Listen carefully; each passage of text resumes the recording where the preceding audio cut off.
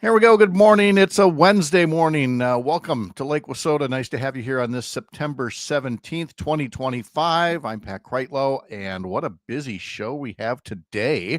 It is a day of announcements. Some big announcements regarding the 2026 election. We will be talking to a guest who today is making official her run for a seat in the Wisconsin Legislature. And later, we'll be talking to somebody announcing their run for governor.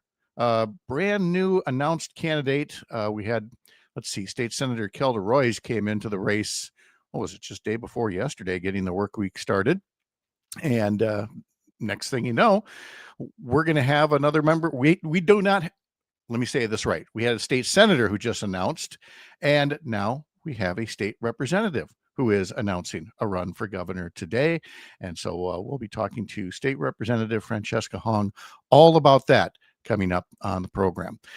So we've got Francesca Hong, we've got Corrine Hendrickson talking about her big news. We'll be talking to Earl Ingram as well about his What's Going On podcast with Earl Ingram. We'll be talking to Bryn Horton from the Wisconsin Public Education Network in our Homeroom segment about education bills. Civic media reporters Jimmy Koska and James Kelly and Melissa Kay on this National Pet Bird Day. We'll get the latest from Lilu and what else is happening with our sister station in Wisconsin Rapids. That is all coming up at 6:06 all across the Civic Media Radio Network and right here. We'll see you in just a little bit. The directive aims to protect health by prioritizing science and accessibility. Meanwhile, a member of Evers' cabinet is resigning this week. Missy Hughes is leaving her post as secretary and CEO of the Wisconsin Economic Development Corporation. WEDC is a public-private agency that supports business development through loans, grants, and tax credits. Hughes has led WEDC since 2019. Her resignation takes effect on Friday. There are rumors she could be considering a run for governor after Evers announced his retirement. Evers says they're already searching for her successor, and they'll announce her replacement in the coming weeks. And National Voter Registration Day was yesterday, but the Madison City Clerk's Office is celebrating all week with registration drives. Every day through Saturday, there are at least 3 locations across the city where you can register to vote. Many of them are at libraries, but those 3 locations change every day. I'm Savannah Tomei-Olson, 92.7 WMDX News. The Badgers try to regroup. Hi, I'm Mike Clemens with sports. College football. After losing to Alabama, the Wisconsin Badgers hope to bounce back when they host the 3-0 Maryland Terrapins this Saturday. Badgers head coach Luke Fickell are trying to turn around the program in the NIL portal transfer era. Whether you're playing with 3 redshirt freshman offensive linemen or, a lot of guys that, their first time playing together with us, we have to make sure that we aren't just focused on the destination. Saturday will take care of itself. NFL, the Packers had their first road game this week. Safety Xavier McKinney says they can't overlook the 0-2 Browns this Sunday in Cleveland. I still think they got a good team. I think if you look at their roster of who they have on their team or what they can do, they got a lot of talent. It can turn around quickly for them. Baseball, it's the Brewers and Angels tonight in Game 2 of that series in Milwaukee. Brandon Woodruff gets the start. Last night, Freddie Peralta pitched 6 innings, allowed just 1 run, 2 hits, 10 strikeouts on the way to a 9-2 victory for the Crew. With sports, I'm Mike Clemens. 92.7 WMDX, Madison's real news and great conversation, and home to the Todd Allball Show, Monday through Friday from 2 to 4. It is going to be mostly sunny today. We'll get to around 87 for a high this afternoon. Tonight, partly cloudy. We're going to drop it down to the low 60s for an overnight low. Tomorrow, another sunny, warm day with a high right around 85. I'm meteorologist Sean Cable. Currently, it's 59. Not completing high school is more of a social thing than it was an academic thing. Even though all these years have passed, I still had that longing to have my diploma. At age 30, Carissa finished her high school diploma. If you're even considering getting your high school diploma, you can do it. No one gets a diploma alone. If you're thinking of finishing your high school diploma, you have help. Find free adult education classes near you at finishyourdiploma.org. That's finishyourdiploma.org. Brought to you by the Dollar General Literacy Foundation and the Ad Council. The Todd Albaugh Show. Kira Sabin, positive psychology midlife coach. People cannot take away our joy. When I spend time with people I love, putting my time and energy in things that I love that I think are important, not much has really changed. If you are worried about LGBTQIA plus rights, go volunteer at that organization. You know you're moving the cause forward, and that's great for our mental health. The Todd Albaugh Show. Weekdays.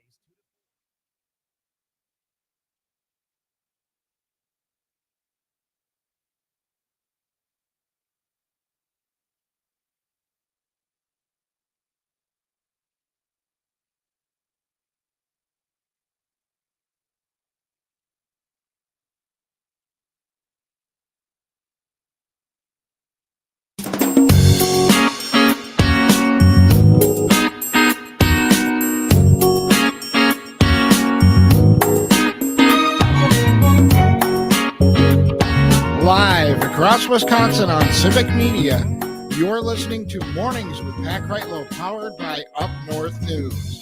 Now, from our Lake Wissota studio, here is the founding editor of Up North News, Pat Kreitlow. Well, hey there, Wisconsin. Good morning. It is 6:06 on this Wednesday morning, September 17th, 2025. It's another beautiful morning to have you here up north, live from Lake Wissota, from wherever you're spending your mornings, listening across the Civic Media Radio Network, or perhaps by app or podcast or website or social media.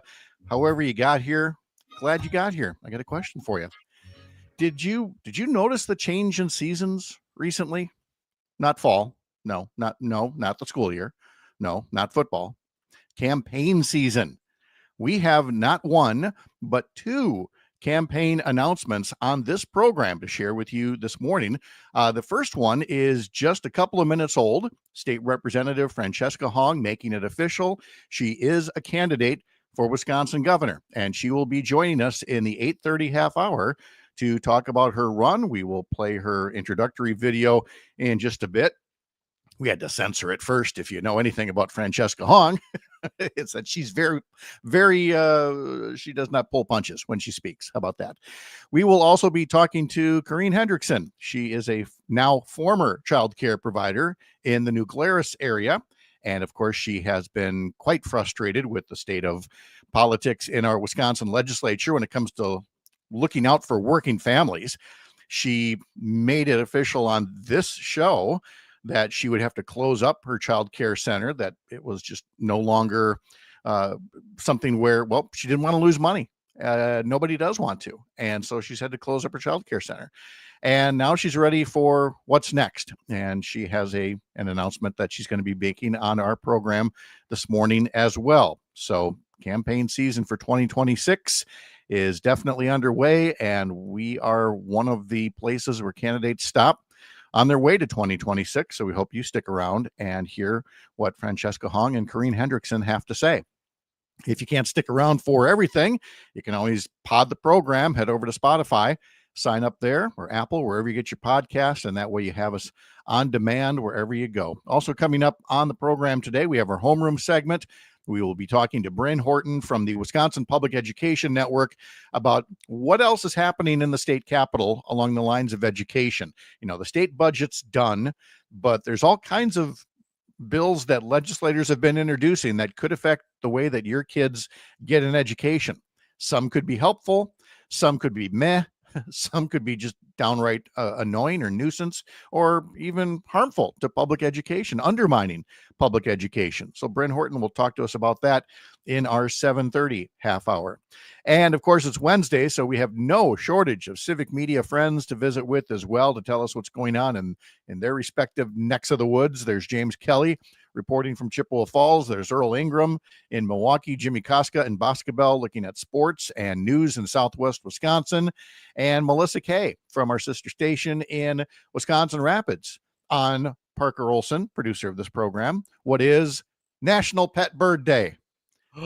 Yeah. So we're hoping for a big update on Lilu here. Yes. That's fantastic. Who knew I there was know. a pet bird day? There- That's so specific. If we've learned nothing from our history segment, our daily True. history lesson is that there is a day for everything.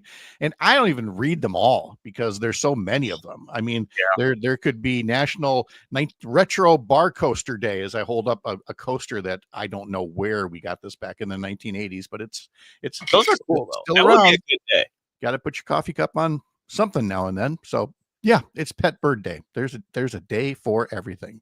Okay. Here's what there's not a day for. Uh-oh.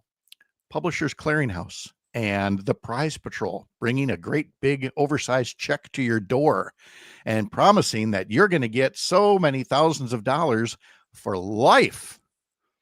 So many people have believed this over the years. The look I'm getting from Parker tells me the Prize Patrol is not a thing. Correct? Nope. Right over my head. Not a clue. Well, that's because this was run by Publishers Clearinghouse, which is a magazine sales company. Okay. When was the last time you subscribed to a magazine? I'm sorry, let me restate the question. Have you ever subscribed to a paper magazine that was delivered to you in the mail and that you sat leisurely and flipped through? Hard no on that one. Yeah. No, because you already have that with you right there. Here it is. It's that little phone, that little device that can bring up anything from anywhere. So basically every magazine is now a website or an app or social media posts. And so Publishers Clearinghouse, which for years was, the place where you would get your magazine subscriptions. They'd send you this mailer. I'm explaining this to Parker, but don't, you're like, what's he going to, yes, he is. They would send you once a year. They'd send you this and big envelope all filled with all kinds of flyers about all the money you could win and all the great deals on magazines. You could get TV Guide, Newsweek and Time and Sports Illustrated and Popular Mechanics. And then there'd be this sheet with all these stamps on it, each one with a different magazine cover. And kind of like we talked about with Columbia House with the records, using the mail was like how you did all this stuff, Parker, back in the day before there was email, when it wasn't electronic, when it was lick a stamp, put it on the card, mail it in, you get your discounted Sports Illustrated just in time for the swimsuit issue, but you're also entered for the possibility that the Prize Patrol could show up. And as they took great pains to say, you didn't even have to buy a magazine. You just had to send the envelope back and you were entered into the sweepstakes. And then, of course, you'd get a knock on your door. Well, you wouldn't. It never happened to me. But, there would be, somebody there with a great big check and TV cameras and balloons and everything else, all set to give you money, which included sometimes rather than one big check, it would be so much, per life, like $5,000 a month for the rest of your life, which again, it's not that you'd necessarily retire on it, but that's a pretty nice thing to have along, Did people actually win this, or was this just something? Oh, yes. Yeah? Which gets us to today's story. Publishers Clearinghouse is no more. It has gone bankrupt. I wonder why. And now we do know why, but you know who else really wonders about this? All the people who were promised cash for life and are now shocked to find out that promise is being broken. Yeah. So the remnants of Publishers Clearinghouse went through its bankruptcy process and some other company bought it, a company called ARB.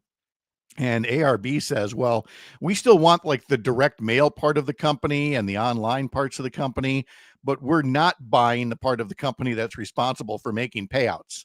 So that part is still bankrupt, and the people who were promised forever checks are not going to get them. In their Chapter 11 filing, Publishers Clearinghouse listed at least 10 prize winners among its creditors with the largest unsecured claims totaling millions of dollars. One man who won $5,000 a week forever back in 2012 told the New York Times he knew something was funny when he didn't get his annual check from the company back in January. So he has had to scramble to pay the bills. without the money that he has learned to rely on for the past 13 years. Oh, And it's running out. CNN has a story about somebody who's had to sell all of their toys, their jet skis and their boats. And he said, I haven't worked in 10 years. I have to go to work now. And he has no marketable skills to get into the job market. Well, if he had a bunch of boats, maybe he could start like doing boat tours. Do a marina or something, but he's got nothing to gas up the boats with. So this all dates back to 1953 when a couple, Harold and Lester Mertz, and their daughter Joyce formed a business out of their home in Long Island to send direct-to-consumer mailings that solicited subscribers for a number of magazines, and then they would get a little cut of each magazine subscription. And it grew, and they started doing these contests in 1967. And all throughout the 70s, 80s, and into the 90s, I mean, everybody would buy their, even if they just wanted to renew one magazine or something, and they'd always hope that maybe this was in the years, of course, before multi-state lotteries and billion-dollar jackpots, and you just hoped that lightning would strike and Ed McMahon or somebody would be at your door to give you the big check and money for life, unless people stop buying magazines and we ain't got no more money to pay you with. I assume that inflation happened quite a bit during the time of them doing this. Oh, sure. Yeah. Did they start with, because you said it was like the 50s? Did they start with like, here's $1 a week? Well, they started in the 50s. The contest started in 1967, which tells me that, I mean, that was the heyday for magazines. I mean, everybody had magazine subscriptions and newspaper subscriptions. And I have to turn around here and tell you. Let me get it up. Boy. He's looking behind himself. He's reaching to the floor for our listeners at home. And now he has something. I still get a paper copy of the Atlantic Monthly. Of course, I picked one that has a nuclear explosion. I was going to say, is that a bomb? Yeah, well, it's marking 80 years of the nuclear era and how scary it is to have a goofball with his finger on the button. Yeah, so I still get it. Although by and large, when I see interesting articles from the Atlantic, I'm going to go to their app and I'm going to read it on my phone. But there was just that part of me. It's like, I feel like I got to have some. And frankly, I do. Sometimes when we travel or whatnot, it's, when you got to put your phone in airplane mode, it's nice to have that to look at. But no, people don't anymore. So yeah, by the 60s, they had enough money that they could set up a contest, figured interest rates would go up. So their savings would go up. So there'd always be something to pay out. Until it didn't happen anymore. From Tony on YouTube. I used to subscribe to the international version of Newsweek.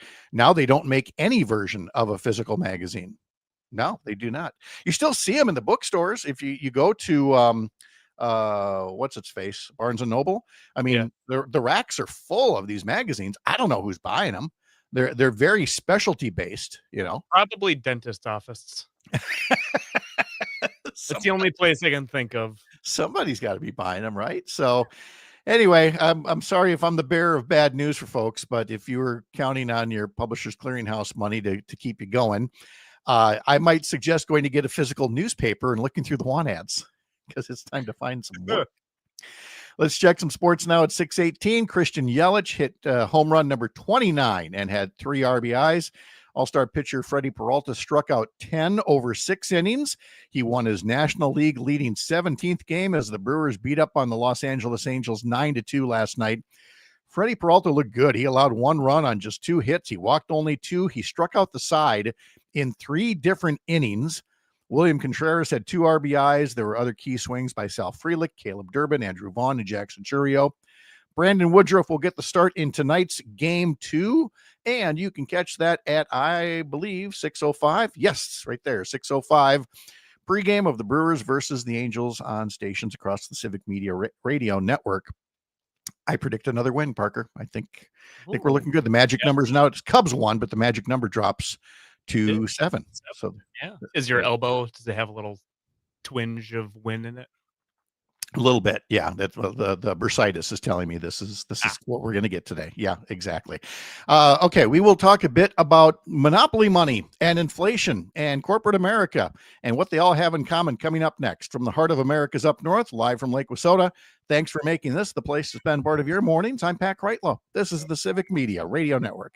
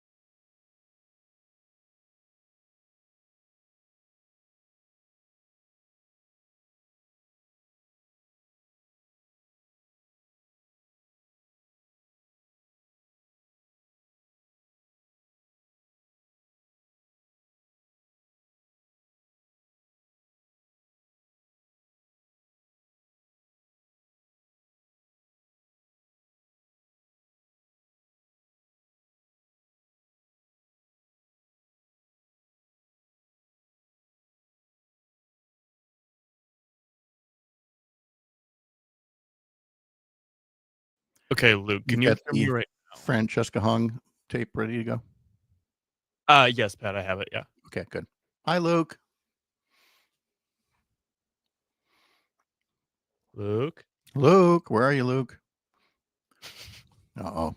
Feels like the beginning of Luke, Star Wars. bark twice if you're in Milwaukee. All right. Well, the work on the phones goes on. Yes, it does. We're back in 30 seconds. I'm going to have to It's drop a you. project that never ends. Sorry. Guess we have to keep trying.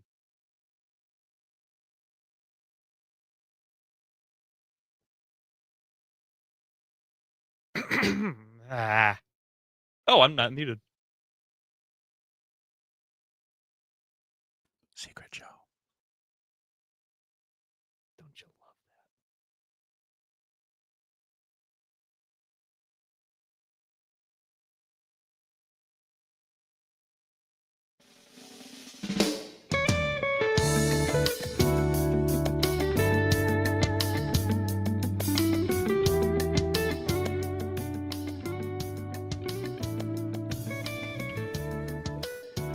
Just about 6:23 now. Nice to have you along. It is 64 degrees here in the Chippewa Valley. Brittany Merlot will have a state forecast coming up live in just a little while after the 7 o'clock news, but she did let us know that the heat is going to be hanging on for one more day. Chances for rain keep sneaking in, and then a big system is going to slide through the state over the weekend and make things a little wetter. For today, partly sunny and warm. Showers and storms are possible into this evening in western and northern parts of the state. Highs today will be in the low to upper 80s, just the 80s overall, depending on where in the state you are. A southwest wind at 5 to 10 miles an hour. Spotty showers and thunderstorms tonight, partly cloudy otherwise. Lows once again near 60 and a light northerly breeze, but it has been just phenomenal. The sleeping weather here lately, but can't beat that. So again, back to the political news of the day. State Representative Francesca Hong will be with us at 8:35. But during this hour, she did put out the note officially confirming her candidacy for governor. If you're not familiar with Francesca Hong, we're going to play some of her campaign introduction video here for you. We had to first run it through and bleep one of the words that she's known for because she tells it like it is. Actually, let her tell you like it is about her background and why she's decided to run for governor. Give a listen. It's so stressful to get by these days, and I know a lot about stress. I work in restaurants. I started in this kitchen 15 years ago, and you might recognize what's across the street. A lot of people in that building don't get why it's so hard to get by right now. Working hard doesn't mean you can always keep up. One wrong step can lay you out flat. This is by design. I'm State Representative Francesca Hong. I'm a service worker, community organizer, and a mom. I work for a living. Always have, still do. 5 years ago, my community sent me to the Capitol. The system is rigged. I'm running for governor to fix it. For years, we've been told that doing better isn't possible. Well, let me tell you, that's all we need to do is fight together. We can fully fund our public schools and have universal childcare. We can guarantee paid leave and have cheaper healthcare. We can fix a rigged system that puts oligarchs over workers and small businesses. We can do better. Don't let anyone tell you we can't do this.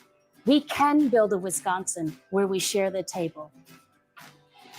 I'm Francesca Hong, and I'm running for governor because I know that together we make better possible. And there you go. That's State Representative Francesca Hong talking about she worked in a restaurant right across the street from the state capitol and has been a member of the state assembly and a rather outspoken one. She is clearly going to run, to the left of the rest of the Democratic field, unapologetically so. She herself, being a chef and a bartender, says more bartenders need to be running for office. Think of Alexandria Ocasio-Cortez. And she is a member of Democratic Socialists of America. She is part of the Socialist Caucus in the Assembly, who, by the way, includes reps from Milwaukee and from Eau Claire with State Representative Christian Phelps, who recently submitted an op-ed that we're going to publish here soon about how we need to get over what Republicans love to seize on the S word, socialism, and really get back to the heart of what it means for a government that works for the people rather than for corporations. And so we'll talk to Fran Hong about that coming up at 8:30. There's also, in talking about corporate America and its hold on the economy, there were several random notes that caught my attention in the past day or two. There's a lot about the current sluggish economy that we can peg to moves by the White House, but there's more out there than that. It's about big business getting bigger. And this reduces competition. And competition is the most important factor that keeps prices manageable. But there are so many things that show off how, as these companies get bigger, we continue to get nickeled and dimed. And to the point where it almost makes your paychecks worth about as much as monopoly money. And monopoly being the key word, because it's not like any one company has full monopoly control, but their share of the market is so much bigger when there's that many fewer competitors.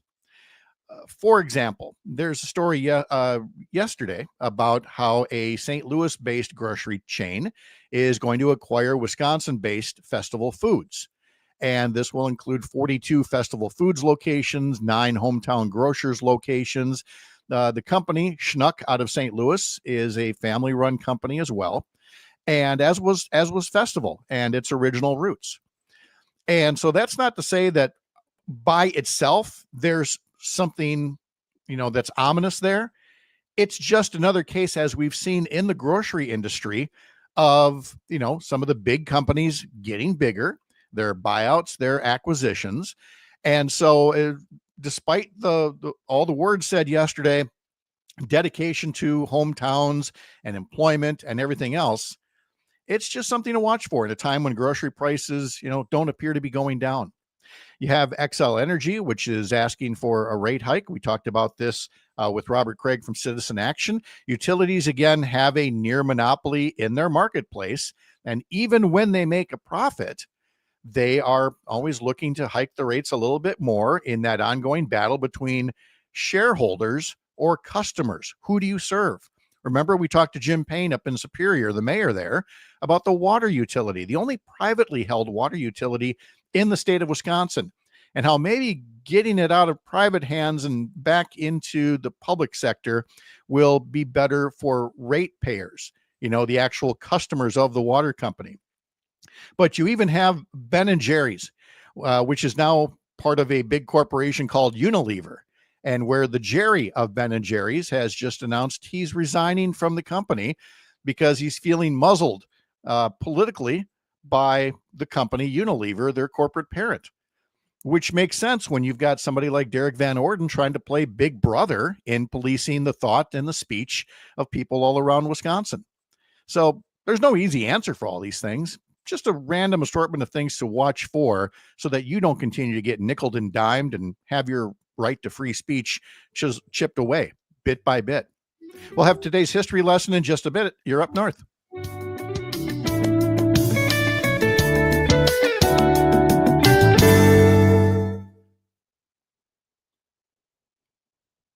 And no Publishers Clearinghouse. What has happened to corporate America? Dun, dun, dun. So what was Luke? Tony, frustrating morning with 2 kids and the moo sound made me laugh out loud. Good. Thank you. See?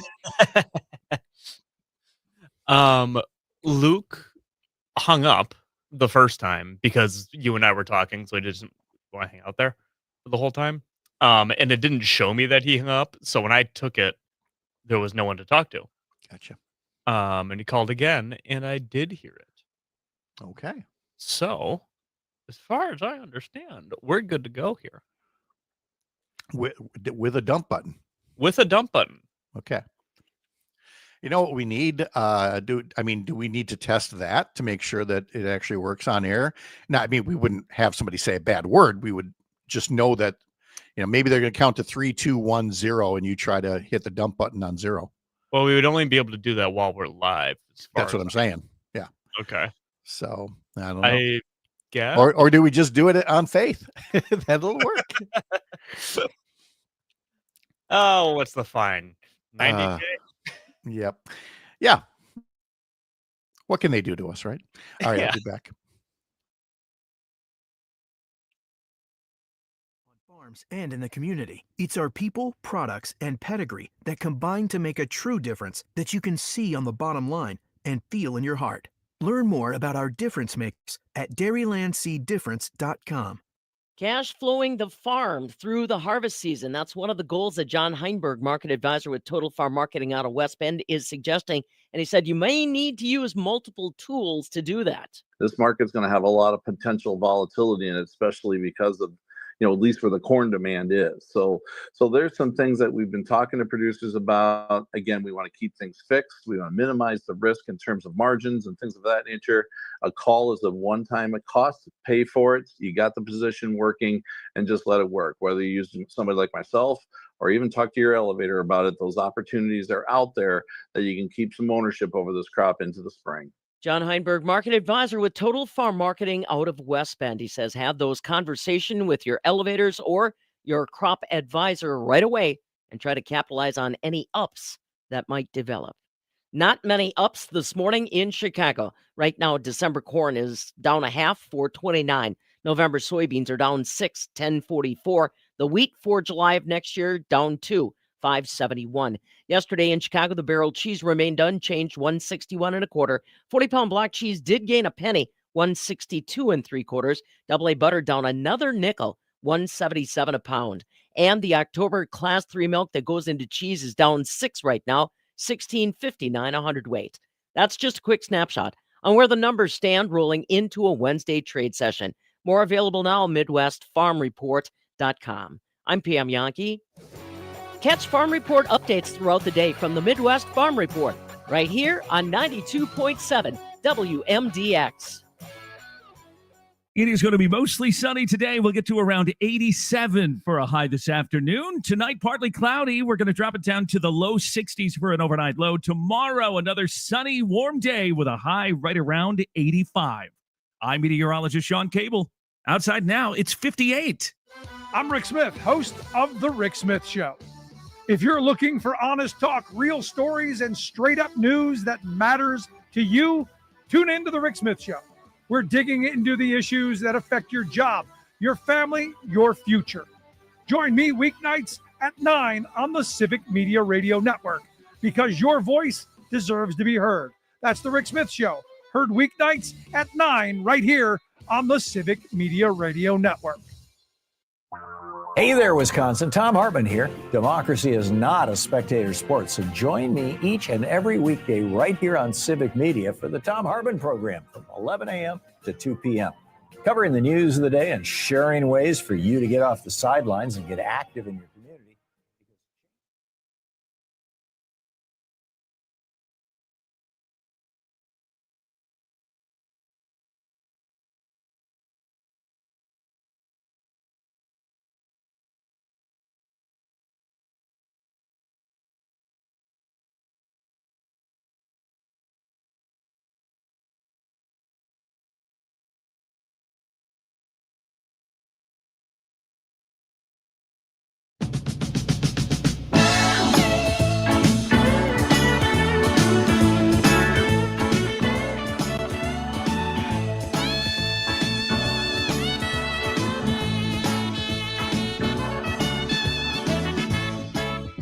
Can we talk about one-hit wonders for just a moment as we kick off today's history lesson on this Wednesday morning, September 17th? That is the Sanford Townsend Band, Smoke from a Distant Fire, which on this day in 1977 peaked at number 9. And to this day, almost 50 years later, I'll hear that come on. It was, one of my favorite songs at the time. It's had a lot of legs ever since. You can still hear it on classic radio stations. And you go, that was a really good tune. How come they never did anything else? What is it about some bands and some writers, and they can just pump things out like crazy? And you don't have to go into the whole list of one-hit wonders, but you hear one sometimes and you go, I really thought that person or that band was going to be bigger. And you hear the hit and you go, oh my gosh, that's the only thing I ever heard from them.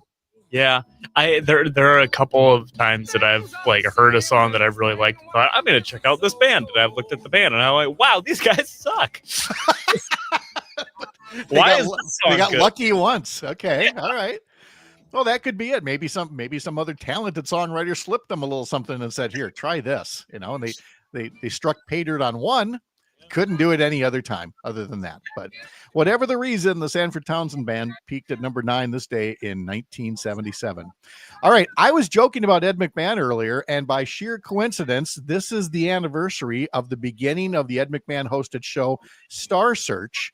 It made its debut on CBS in 1983 on this day, and then later went into syndication. Here's from 1990. Here's a little of the intro to Star Search. From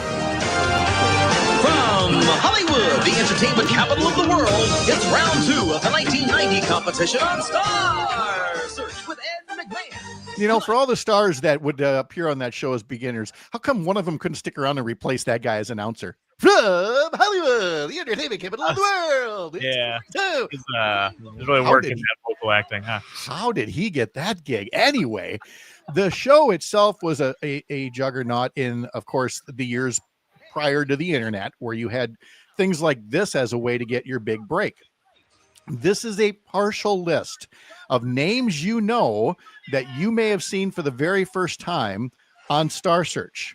Justin Timberlake, Britney Spears, Alanis Morissette, Sawyer Brown, Jessica Simpson, Christina Aguilera, Tiffany, Leanne Rimes, Usher, Shanice, Aila, Pitbull, Destiny's Child, comedians Dave Chappelle, Ray Romano, Brad Garrett, Adam Sandler, Dennis Miller, Bill Engvall, Carlos Mencia, Drew Carey, Steve Odenkirk, Kevin James, Rosie O'Donnell, Norm Macdonald, and Conan O'Brien. All were on Star Search when they were unknowns looking for their big break. That show was like, it felt like every talent agent in the business was watching this, looking for their next get, So American Idol is just jealous that they couldn't be what Star Search was. Yeah, to a degree, but I think they, what they've done and America, well, not so much America, The Voice is the other one I was trying to think of, is, they've really gone for that niche singing, but Star Search was like all things, kind of like America's Got Talent. It was singing, it was comedy, it was anything like that, but it didn't have the Simon Cowell kind of, sassy judges kind of thing. Yeah. It was just very much a straight rating scale from whatever judges they had or the public. I forget who all voted at different times. So of course it was a simpler time. It was a nicer time. Whereas the shows now, they got to get complex. They got to get all the production value in there, and they've got to have conflict. And Star Search was just a plain old fashioned variety contest show, talent show. That was it. And people liked it. Never heard variety shows on here before. No, we never talk about that at all. All right. So let's go back to the music charts. On this day in 1955, this was the number 1 song by Pat Boone. This isn't the song that I thought you would sigh for. Me cry when you said goodbye, ain't that a shame? Oh God, it hurts to play it. This is the sterilized version of the Fats Domino song. We had talked about it 3 weeks ago. The Fats Domino version peaking at number 10, and then Pat Boone did the cover and it went to number 1. And so to cleanse our palate, here's Fats Domino with the better version. You made me cry when you said Goodbye, ain't that a shame? Now, there was some good that came out of Pat Boone remaking it and going to #1 back in 1955, is that Fats Domino did get a lot of attention, and since he wrote it, it earned him substantial royalties. So that was a nice thing.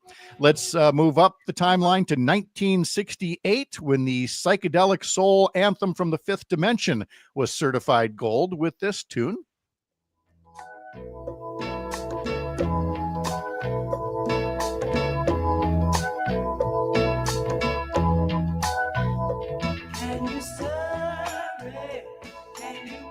This, of course, would be the Fifth Dimension's Stone Soul Picnic. Let's see, what else do we have today? The United States Constitution was signed at Independence Hall in Philadelphia this day in 1787, bringing the Constitutional Convention to an end. Birthdays today include the late Junior Bridgman, the former Milwaukee Bucks star turned billionaire entrepreneur. He was born this day in 1953. He passed away this past March at the age of 71. Quarterback Patrick Mahomes hits the big 3-0 today. 30 years old for Patrick Mahomes, and this is the anniversary of the birth of Hank Williams Sr. in 1923.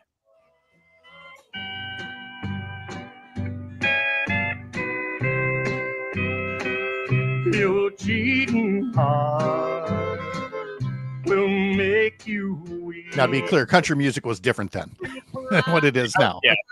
Where you could literally yodel like this and become a star. On this day in 1983, Vanessa Williams became the first Black Miss America. On this day in 1984, John Waite hit #1 with Missing You.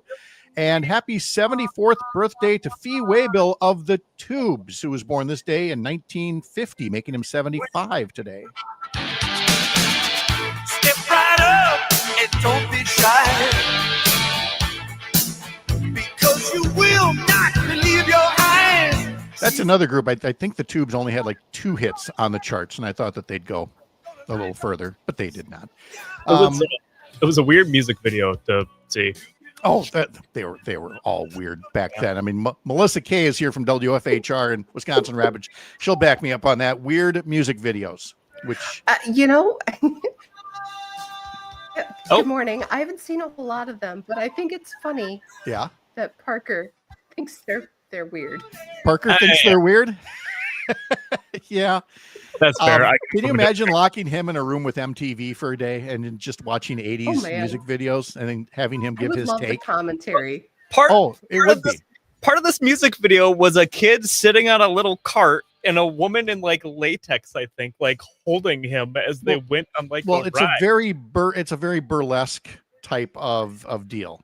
You know, I mean, Latex clothing then was normal. It's fine. Well, there was a lot of things that were normal in the 80s we regret. Now, Melissa, how are you today?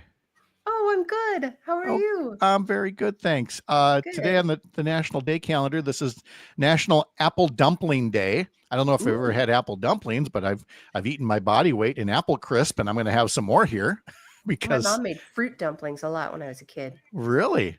Okay. That sounds good. But more Usually rhubarb importantly, and strawberry. Oh, well, I mean, you lost me at rhubarb, but strawberry dumplings, that could be fun. Sure. More importantly, on the National Day calendar today is National Pet Bird Day. Congratulations, Lilu and Melissa. Ooh. How is Lilu these days? You know what? I really think that Lilu is going to fly again someday because, remember how I told you they flew up to the top of their little box that I made for them? Mm-hmm. Well, now they've started to fly up to the top of the table, which is next to it, which is twice as high as the box. Oh, baby steps. Fly right up there. Or baby flaps, I guess, as the case may be. So Lilu, the rescue pigeon, may fly again. May fly. A determined, stubborn bird. No, that's a wonderful thing. That's great. So yeah, you probably didn't know there was a National Pet Bird Day, so you probably didn't plan to do anything special. Lilu's not going to get like a little tiny cake or something like that. Rice is a rice cake. Rice Okay, cake. I see what you did there. That's Lilu very like nice. Do we know? What? Does Lilu like rice cake? Do we know? Well, Lilu loves rice. Yeah. Just rice. That is the thing. So we'll find out if Lilu likes rice cake. Well, if it's rice, like kernels formed in a cake, they will love it. Maybe because I'd tell you this. A lot of people like popcorn, but if I offer you a popcorn ball, you're going to say, get that away from me. Yeah. Yeah. Although when you think about it, I mean, difficult to eat. yes. Well, they're like kettle corn, and people like kettle corn. But then take kettle corn and form it into a ball and then leave it alone for 2 weeks while it gets good and stale, Yeah. Yeah, that's not how it's supposed to work at all.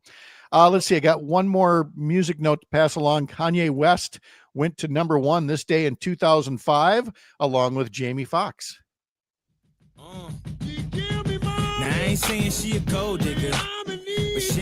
This is, of course, Ray Charles's "I Got a Woman" is being sampled here. And the year before, in 2004, Jamie Foxx had portrayed Ray Charles in the film Ray. He does an amazing Ray Charles, but we're going to bring that down now because even though I've confirmed this clip 15 different times, you always want to make sure you get the clean version. I genuinely could not believe there was a clean version of this that we found. I know. And the internet being what it is, just because it says clean version, you don't take it on faith. You listen to that puppy all the way through and you make the internet lies, Pat? It's been known to happen. Yeah, it does. It's not entirely unprecedented, So trust but verify. That's what we like to do. So what have you been up to out there in beautiful central Wisconsin? Well, we're getting ready for our upcoming events. We're involved in the Christmas tree walk this year. And guess what, guys? We're decorating our tree.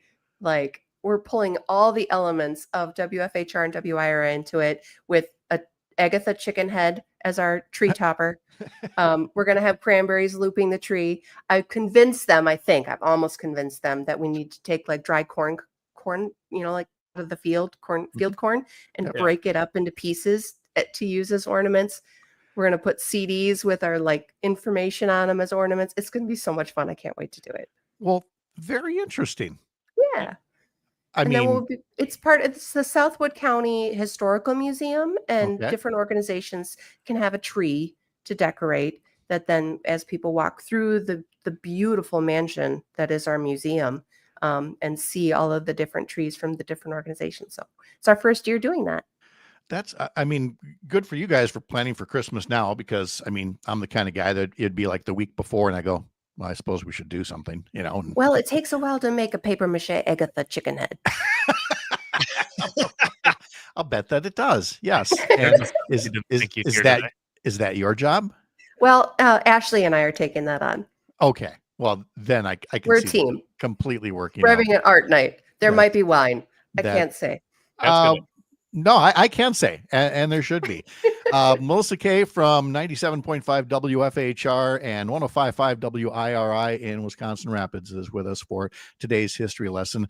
Coming up right after the 7 o'clock news, we're going to be talking to Corrine Hendrickson, former childcare provider in the New Glarus area, who is going to make a campaign announcement coming up in just a few minutes here. That's followed in our 8 o'clock hour by State Representative Francesca Hong, newly announced candidate for Wisconsin governor. I'm Pat Kreitlow. This is the Civic Media Radio Network. Girl, go ahead, get down. Get down, girl, go ahead. Let me hear that, Pat. Whew. Dodge that bullet. I love how like the end of it was just all we had to just we're gonna make that all just go away. I was going to give you a clean out, but I thought there might be other events or things to talk about in Rapids. So in case you wanted to stick around. If I could talk about my transition to full-time news and the expansion of the news team for Civic, I would like to do that. Melissa's big goodbye. So yeah. But I have plans. The plans. Well, I do. All right. There may be a script in the works for a radio drama. A radio drama. Ooh. I am a fan of this idea. Yes. We're working on a Halloween special again this year, and it might be included in that. We'll see. That's fantastic. I might be calling on certain people in Civic to do a few lines for me to include in it, because I think that would just be fun. And then I'm going to put it all together. There you go, Parker. It's all on you. Hey, I did theater in high school. That's right. Yes. Yeah. I'm still one of the few people I know who didn't do theater. Really? Oh yeah, way too shy. But Hard do to you believe. I enjoy know. theater? I like it. Yeah. Yep. I just I Oh, have that was no convincing. self-confidence that I could pull it off, you know. Okay, but you like going. Yeah. Yes, I do. I love, Okay. everybody loves good storytelling. So, and good performance and all that. So, yes. Okay. All right. Let's see. We got a minute and a half left in the break. So, I'm going to get some more coffee. Be right back.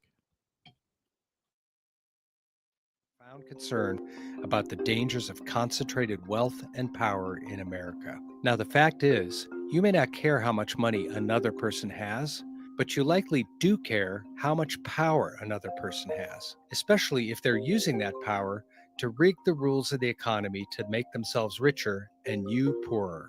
You see, there is a point where money is no longer money, it's power. And when rich people use their money to drown out the voices of everyday people, it threatens the safety and security of us all. Patriotic millionaires don't want to live in a country with a few extremely rich people controlling everything, leaving millions of people struggling to just get by. Luckily, we have a solution. Tax the rich, tax the rich, tax the rich. I'm Chuck Collins. I'm a patriotic millionaire, and I approve this message. Shop Furlough Mattress during our Labor Day sale. It's our biggest sale of the season. Get a free box spring with a mattress purchase or upgrade. We're back in 30 seconds. Pat turned off his camera, which he normally doesn't do. So I'm curious if there's a prop right here. Oh, right here. I thought you'd bring a prop or something. I don't know. No. Again, not that clever.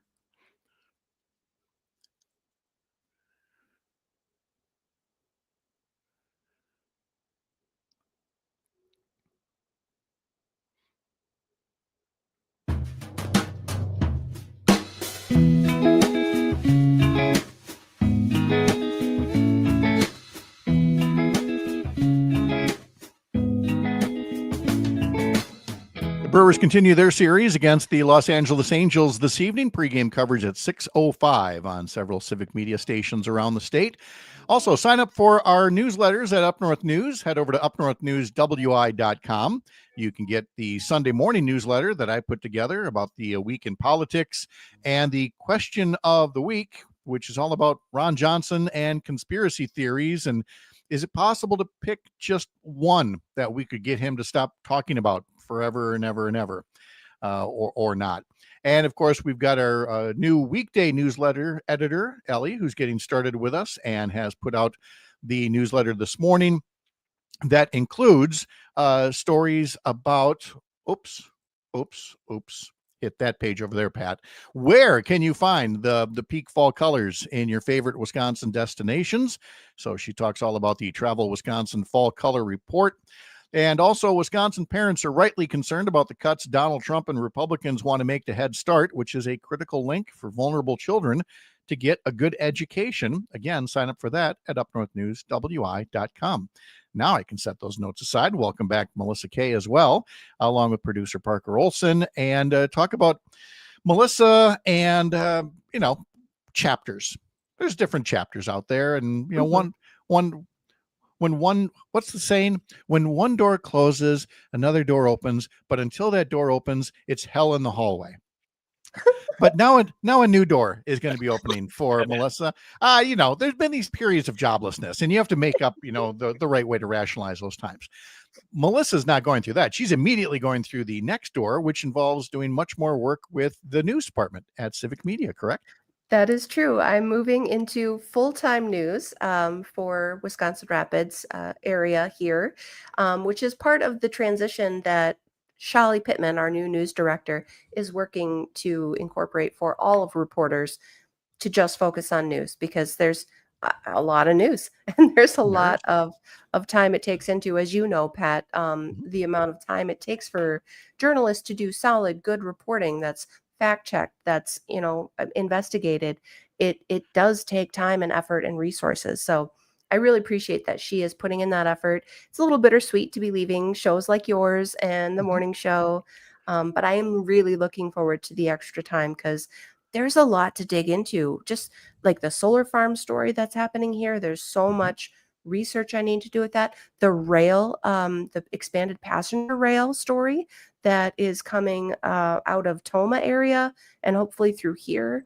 There's just so much interesting information that I think is important for our communities to know that's happening here locally.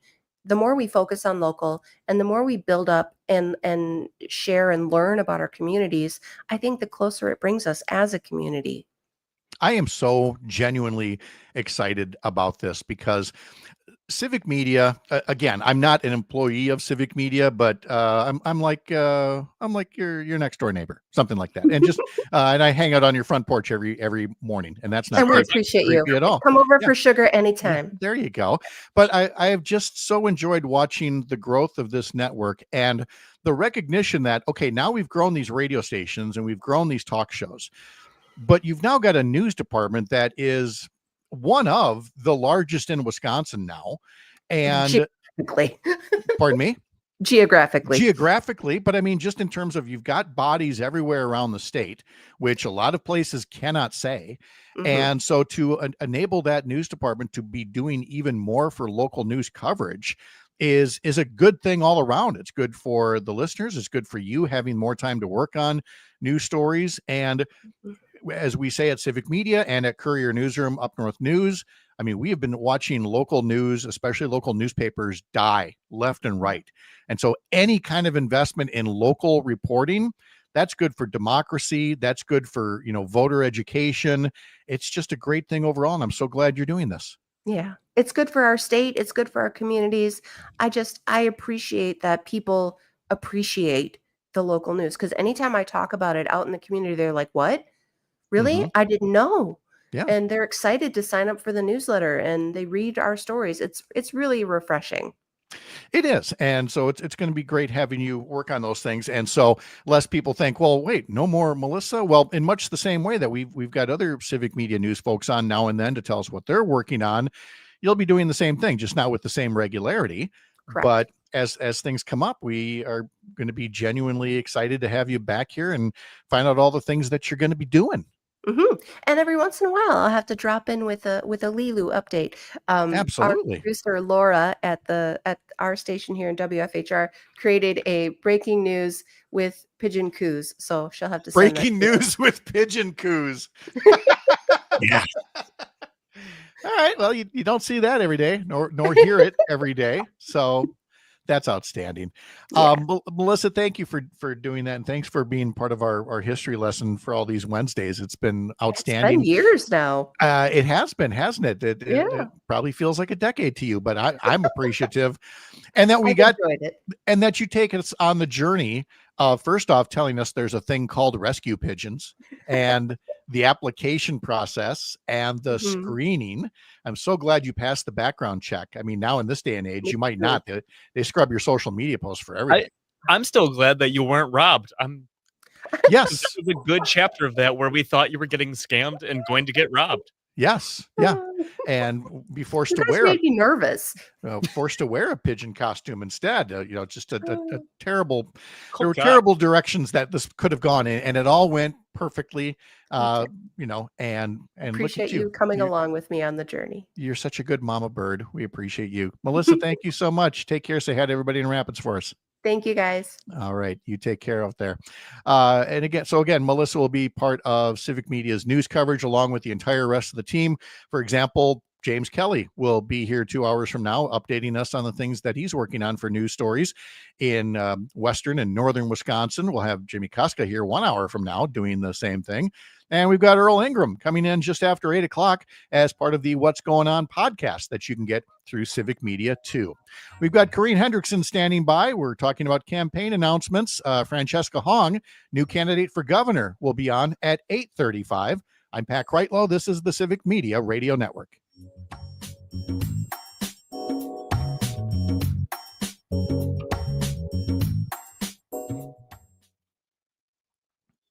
All right.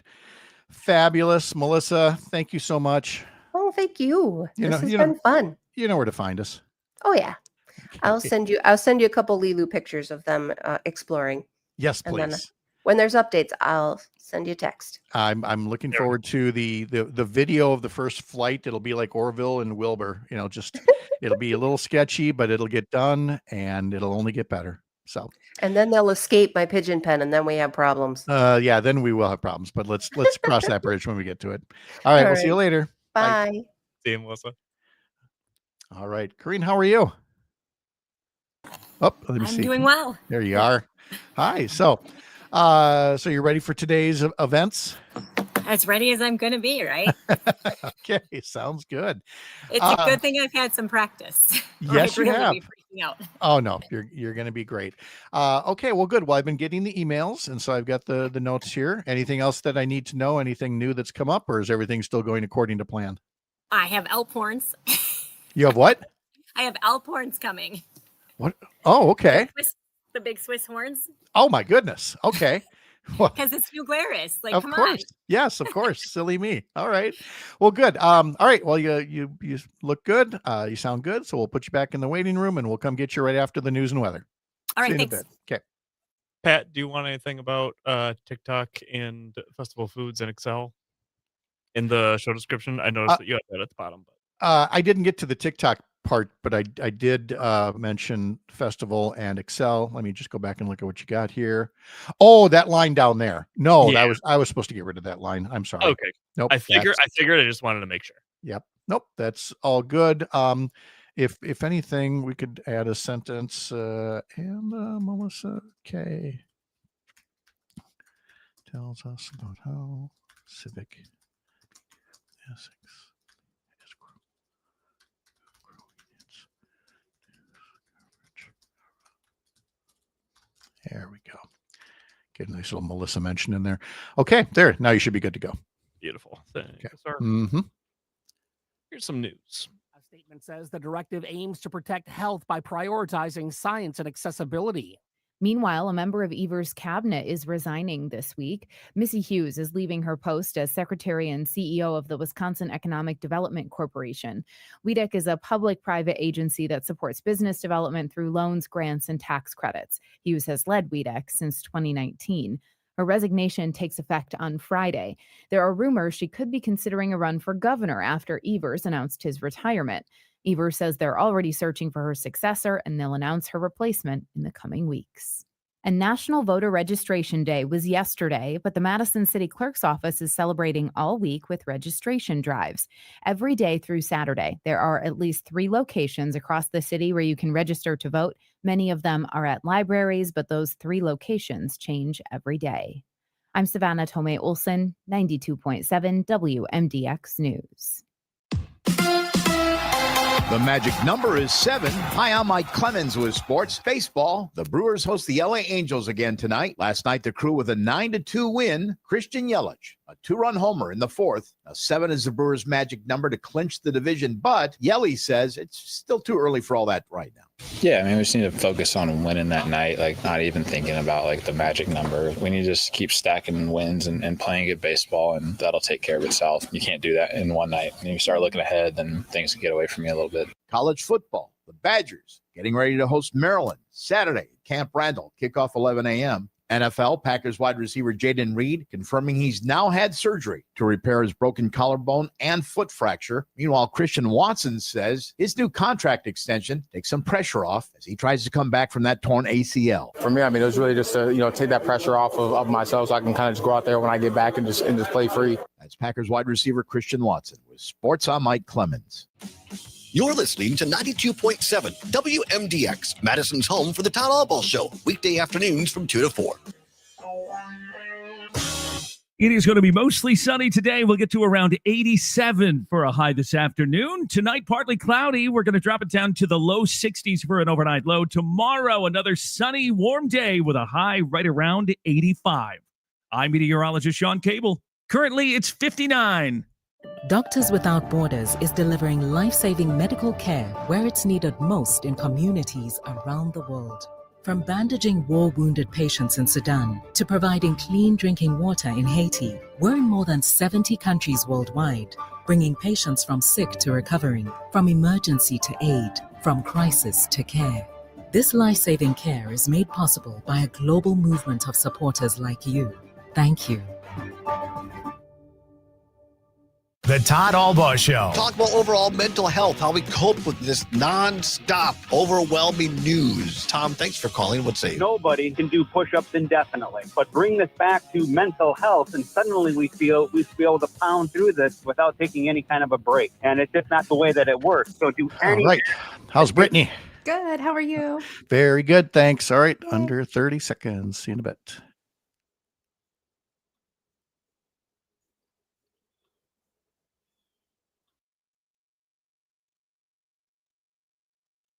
$15 seconds.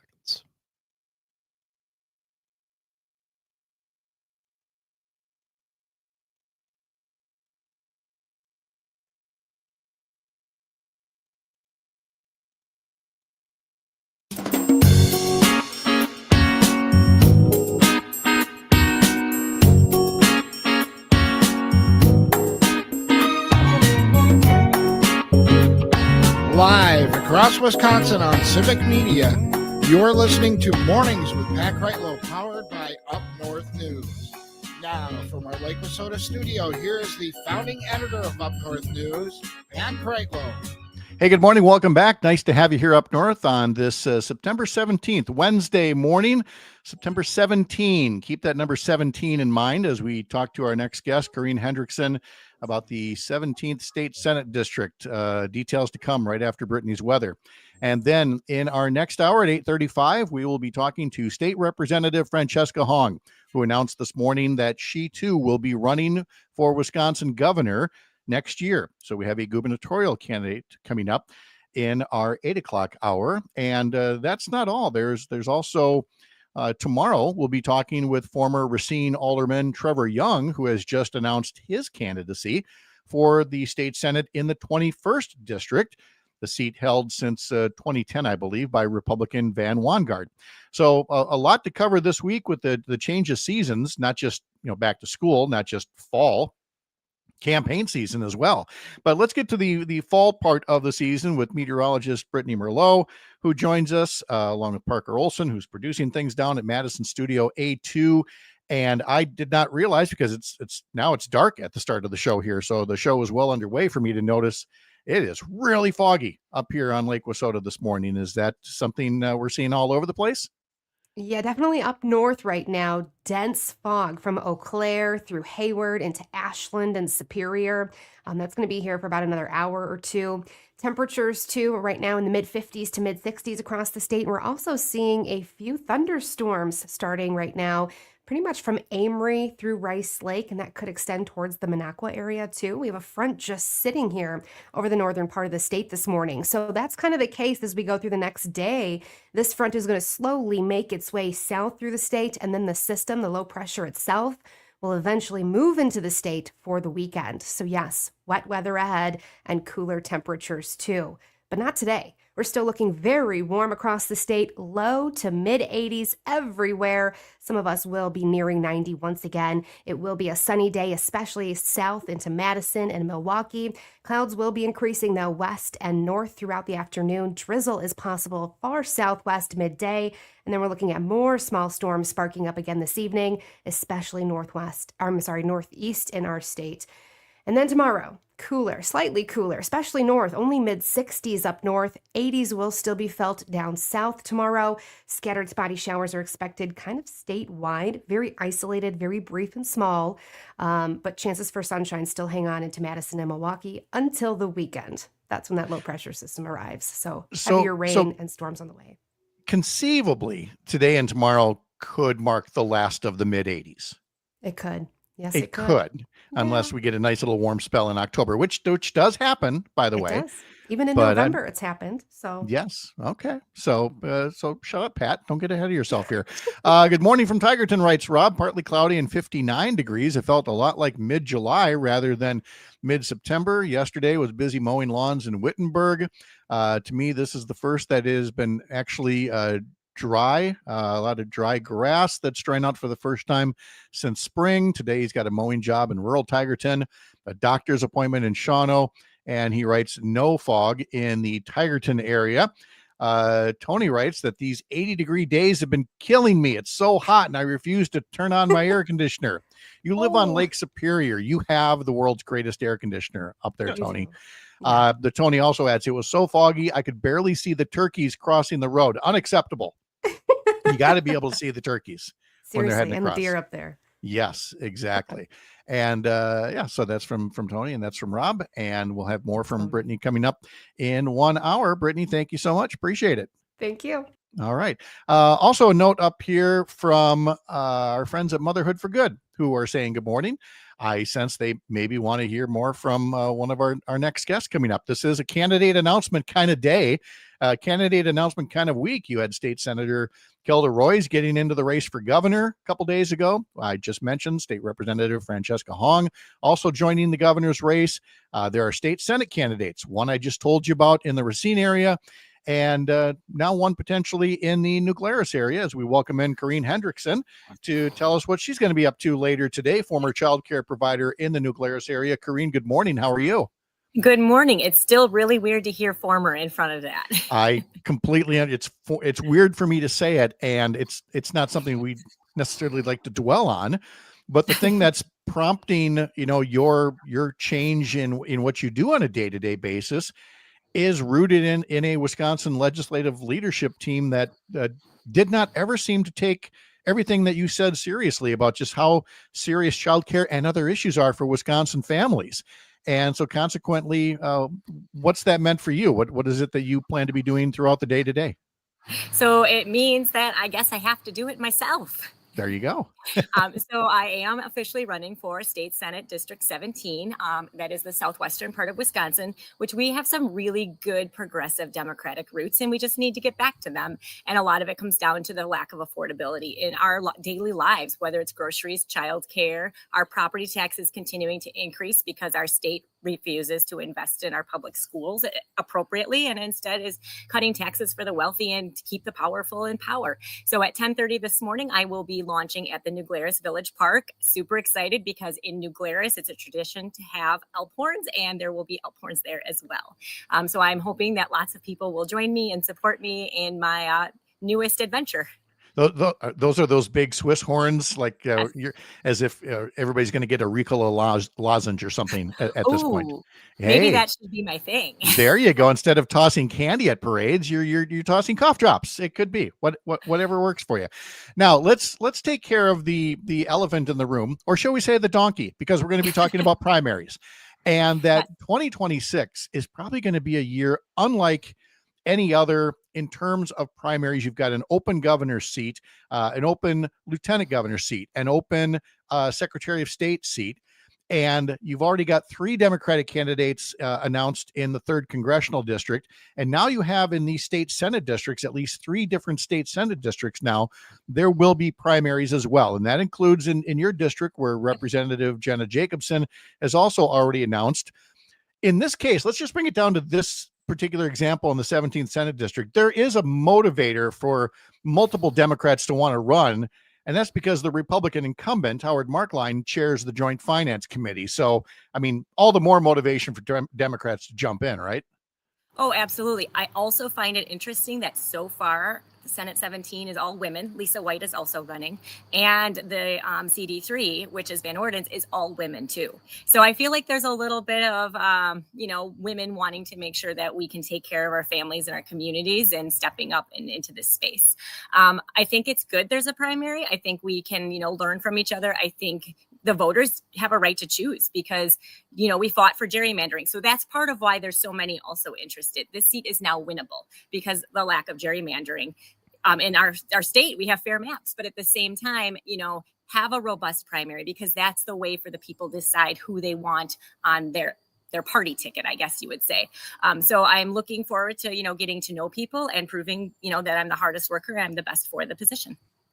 The comments are already coming in, including from Tony, that says it seems like a great opportunity for new faces and for new ideas as well.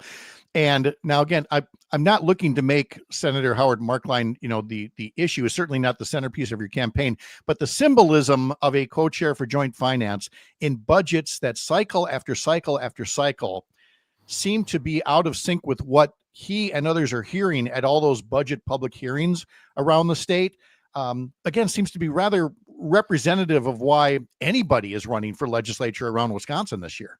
Oh, absolutely. When you look at the Joint Finance Committee hearings, when you look at the Assembly and Senate hearings in office at the Capitol, they're being told over and over and over again, this is what we want, this is what we need. And then they refuse to do it.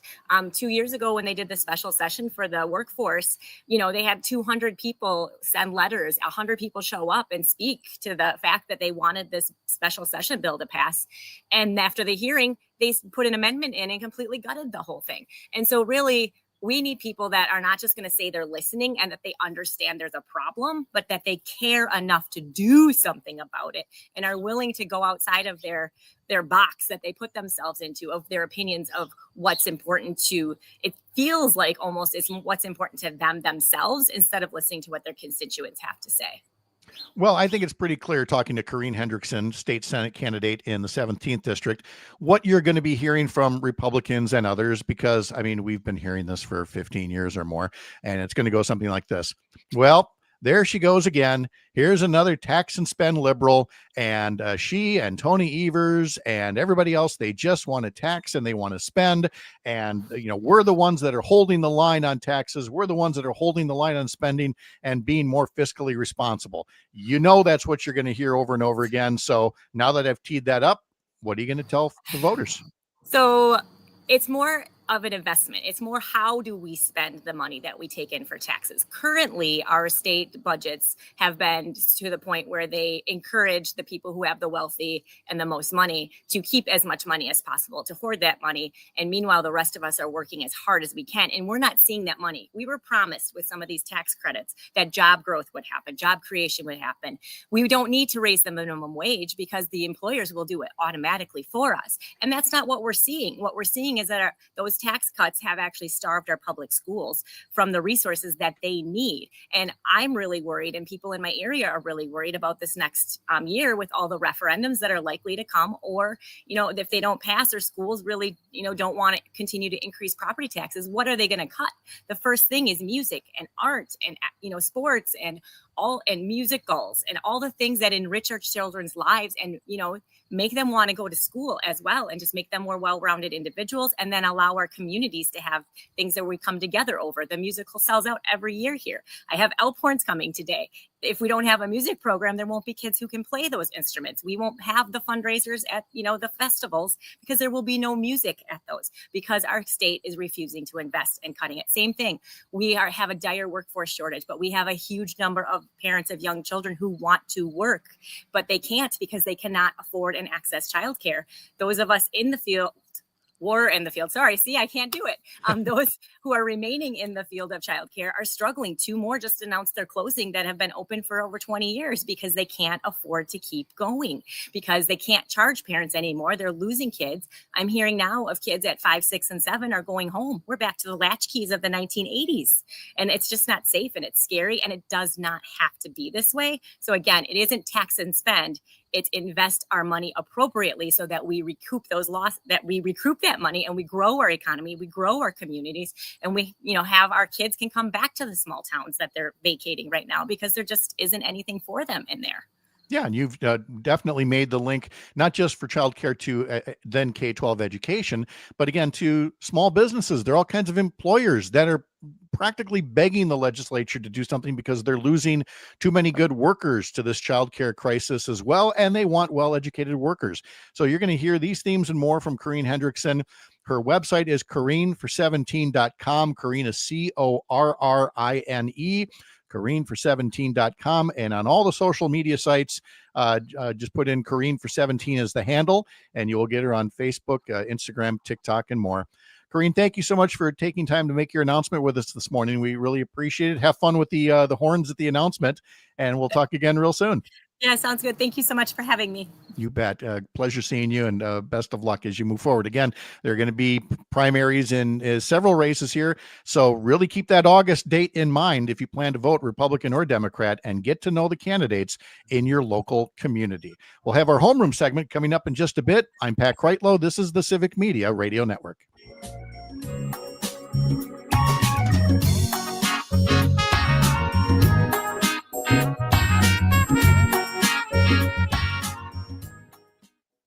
All right, we're in the break. Thank you, Corrine. That was wonderful.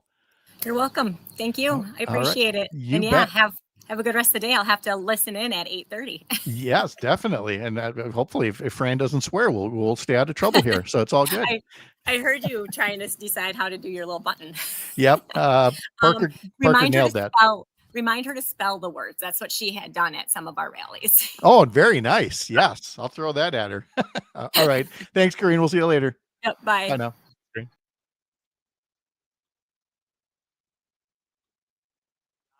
A beautiful lake, bike trails, recreation, acres of public hunting, festivals, and great people. Slow down. We're just a short drive away, so come join us. Worthington, it's worth a look.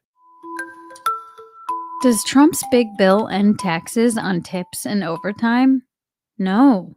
President Donald Trump's new law exempts certain tip and overtime income from federal tax, but the deductions expire in 2028 and come with limits. Workers earning under $150,000 can deduct up to $25,000 in tips and $12,500 in overtime. Social Security, Medicare, and state taxes still apply. The Tax Policy Center says 2% of households will benefit from the tip provision, saving $1,800. The White House estimates $1,400 in average annual savings from the overtime deduction.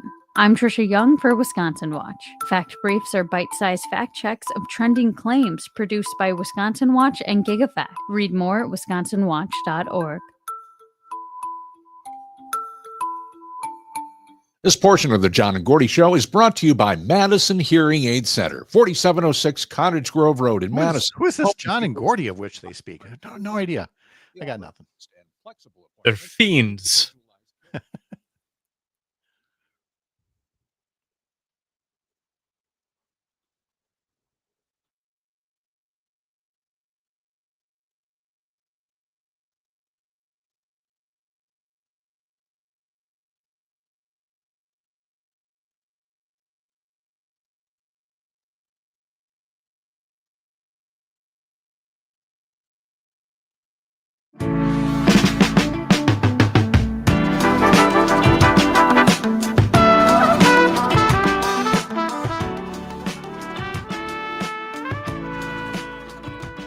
Remember, you can sign up for our newsletters, upnorthnewswi.com. Click subscribe up in the top banner, and you can subscribe to Sunday Mornings with Pat Kreitlow, all about political news of the past week, and also our weekday version, which today includes a story on when you can expect peak fall color at your favorite Wisconsin destination. Travel Wisconsin is putting that together, and we have an article about that in the newsletter. Also, an article about Wisconsin parents who are rightly concerned about the cuts that Donald Trump and Republicans want to make to Head Start, which is a critical link for vulnerable children to receive a good education. Again, that's in our newsletter. Sign up at upnorthnewswi.com. The Brewers were winners yesterday against the Los Angeles Angels. Final score was 9-2. Christian Yelich hit home run number 29. He had 3 runs batted in. Freddie Peralta struck out 10 over 6 innings. He won his National League leading 17th game. Peralta allowed only 1 run on 2 hits. He walked only 2. He struck out the side in 3 different innings. Brandon Woodruff will get the start in tonight's game 2 against the Angels. Pre-game begins at 6:05 on several stations across the Civic Media radio network. Of course, the Packers are back in action this coming Sunday at noon against Cleveland. You can hear the pregame starting at 10 a.m. Sunday on some Civic Media stations. And the Wisconsin Badgers football team opens the Big Ten part of their schedule this Saturday. They will be hosting Maryland. And again, 9 a.m. for the pregame this Saturday on some of the stations of the Civic Media radio network. I guess we can tell the story now of Corrine Hendrickson's announcement, because she's mentioned a couple of different times how she wanted to kind of make it official here first, because it was on this show when she was talking about having to close her childcare center in New Glarus because of an unresponsive legislature, that she said something along the lines of, well, I guess I might just have to run for office. And as people got to talking about that, she said, well, I did mention it first on your show. We should probably share the final announcement here, the formal announcement. And I'm very thankful that she followed through and did. because the actual announcement will be at 10:30 this morning in New Glarus, but it was very kind of her to come share it with us today. Usually what happens is the announcement comes and then they kind of do the media tour afterwards. For example, Francesca Hong made it official in the 6 a.m. hour that she's running for governor, and now she will be joining us just over an hour from now at 8:35 to run for governor. Some of the reaction is already coming in to Corrine Hendrickson's run from Adam. Comment on YouTube: as a resident in the 17th district, I'm so happy to see the excitement to challenge the incumbent. That would be Republican Howard Markline. And Corrine talked about all the women running for office. 3 women now in the 17th Senate district, 3 women running for the Democratic primary in the 3rd congressional district. And Tony puts up typical lazy men not getting involved. For example, Pat refusing to run for governor. Shake my head, he says. Well, Parker, what do I do? Do I prove him wrong and make my own announcement?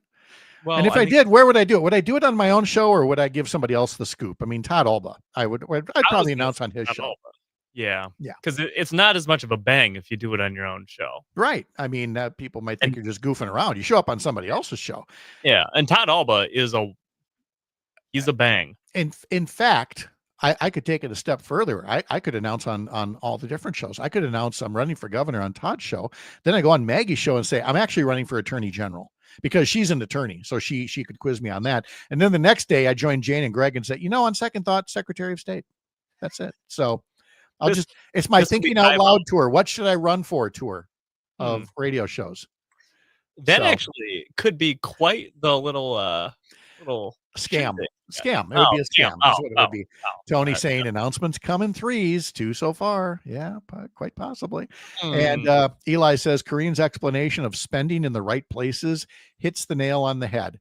It absolutely does when she talks about those investments, because it is such a knee-jerk thing to hear Republicans go tax and spend, tax and spend, tax and spend.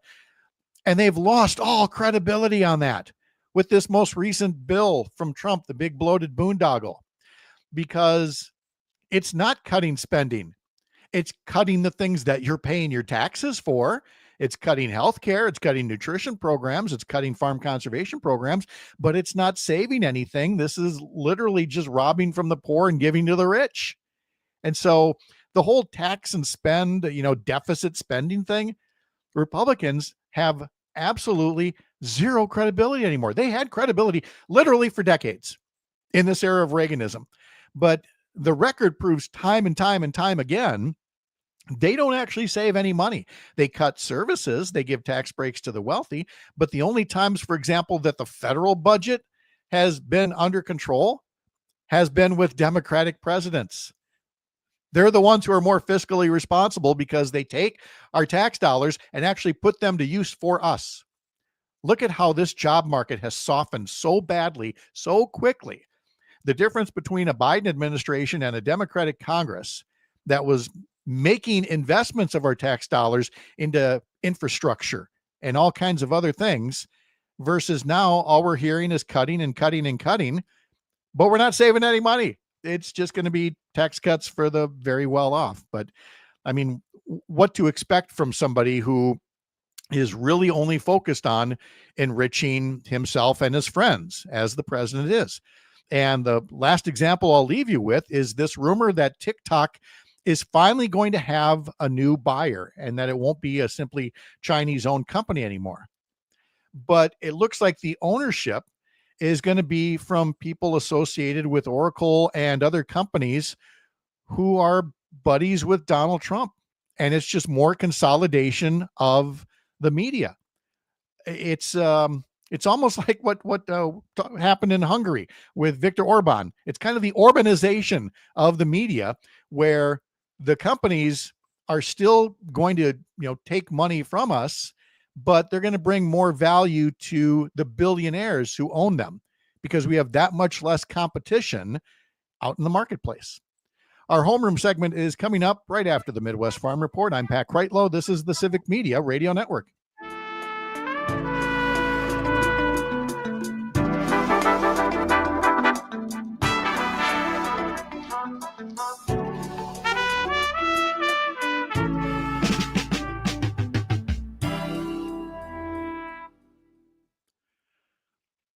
right. And there's Bryn. How are you? Good morning. I'm good. How are you? Good. Nice to see you. Yeah. So we've got, let's see. Have I got any document that I'm working off of in terms of what all you're following right now at the Capitol? No, because there's not tons. So I'll try to touch on what I can, but sure. Where do you want us to kick off? Well, we can start, I think, with maybe the slate of bills that both sides of the assembly have introduced, and then where we think those are likely to go. Okay. All right. Got it. Okay. Well, good. Well, you know how this all works, so I'll tuck you back in the waiting room and we'll get going in just about 4 minutes. Okay. Okay.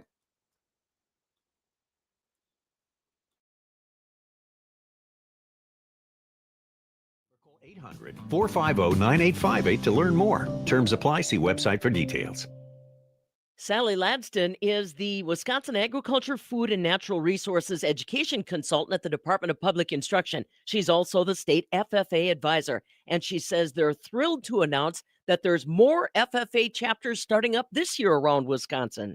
We have seen a few chapters chartering, and actually that's something that's been kind of, I'll say, booming. And, the numbers aren't staggering by any means, but compared to the past number of years, we're seeing quite an increase in chapters that are getting interested. This year, we're excited to welcome a couple of new chapters. Winnebago Lutheran is one. iForward, which is a virtual school up in Northwest Wisconsin.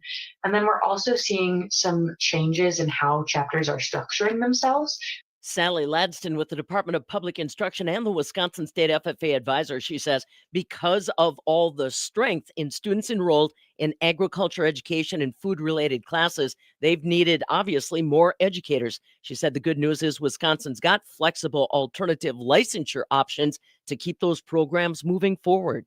At the Department of Agriculture, Trade, and Consumer Protection, they know your business has always been something special. Now you can let customers know it too in an instant with the red and yellow Something Special from Wisconsin sticker. Joining the program gives you access to supplier and distribution information, marketing support, and a community of like-minded Wisconsin businesses. Best of all, you'll let people know that your work is done with care, quality, and love. You've always been something special. Visit somethingspecialfromwisconsin.com to make it official.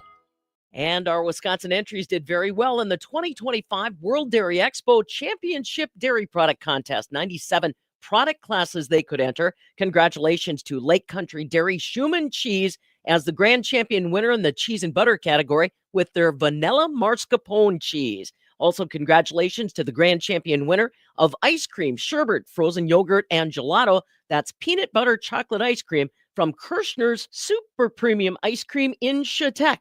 You can see all the winners at MidwestFarmReport.com. I'm PM Yankee. You're listening to 92.7 WMDX, Madison's home for the Maggie Dawn Show, Monday through Friday from 4 to 6 p.m. It is going to be mostly sunny today. We'll get to around 87 for a high this afternoon. Tonight, partly cloudy. We're going to drop it down to the low 60s for an overnight low. Tomorrow, another sunny, warm day with a high right around 85. I'm meteorologist Sean Cable. Current temp 62. Shop Furlough Mattress during our Labor Day sale. It's our biggest sale of the season. Get a free box spring with a mattress purchase or upgrade to an adjustable base and save even more. At Furlough, every mattress we make is factory direct and custom made locally for you. And it's backed by our lifetime comfort guarantee. Don't fall for the other guy's mattress gimmicks. Furlough has no middleman, so you'll get the comfort you want and save a whole lot of money. American made, locally crafted. Furlough. Where working people come to talk. It's the Rick Smith Show, weeknights at 9 on the Civic Media Radio Network. Join me for an honest approach to the issues American working families care about. No talking points, no focus groups. Get ready for a heavy dose of democracy. Back in 30 seconds.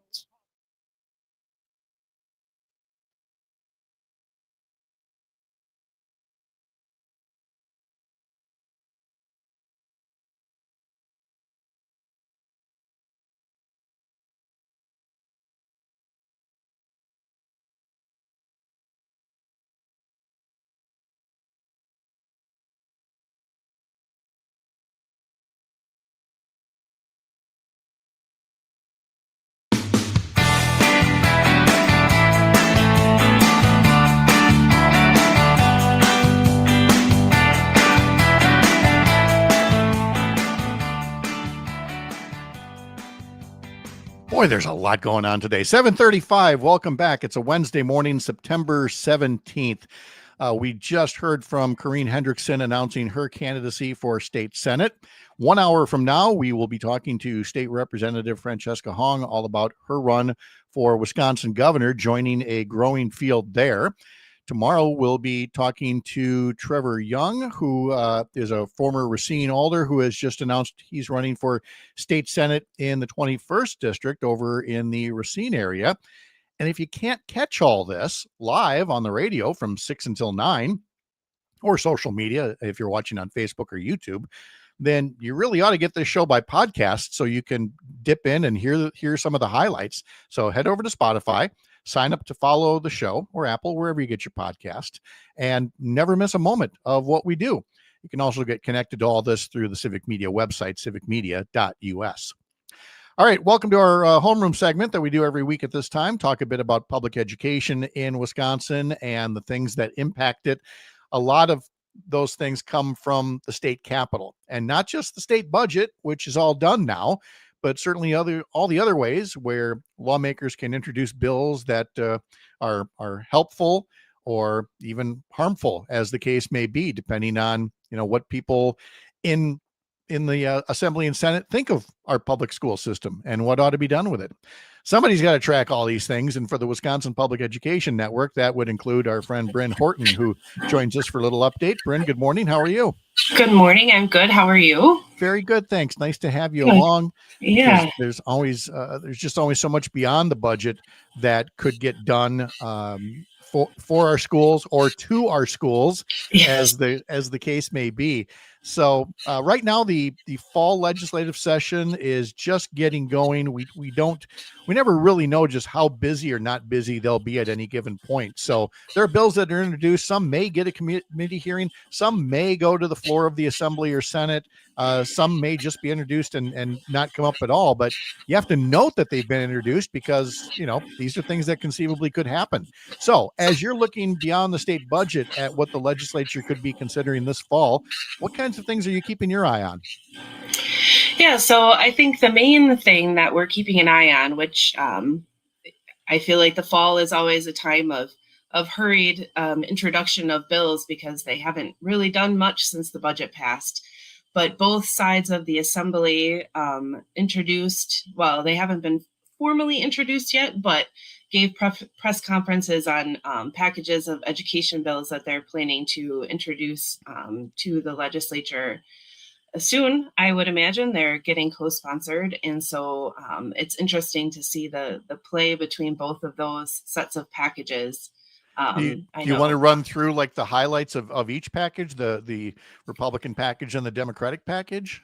Yeah, and this is fully going off of the press conference, Sure.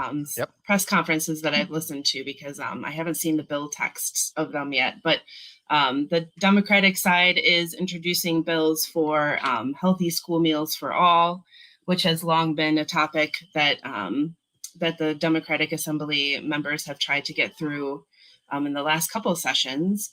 There is a bill about voucher transparency and having the impact of those dollars on tax bills. And then also there is a bill around budget and financing and the things that they're trying to do to balance out the lack of funding that came in the budget. And then the Republican side, my understanding is there's a bill around math curriculum and changes to math curriculum. I'm sensing that might have some of the same type of connotations that Act 20 did for reading. That's the guess that I'm going from that one. And then a parents' rights bill, which is also a bill that they've tried to get through a couple times in the past. And then also some bill around school discipline and teachers being able to do what they need to do to help with student behavior. Since that seems to be a talking point across the nation of teachers not feeling like they have the ability to do what they need to do to control student behavior. So those are just some of the things that you might see in the Democratic package of bills, in the Republican package of bills.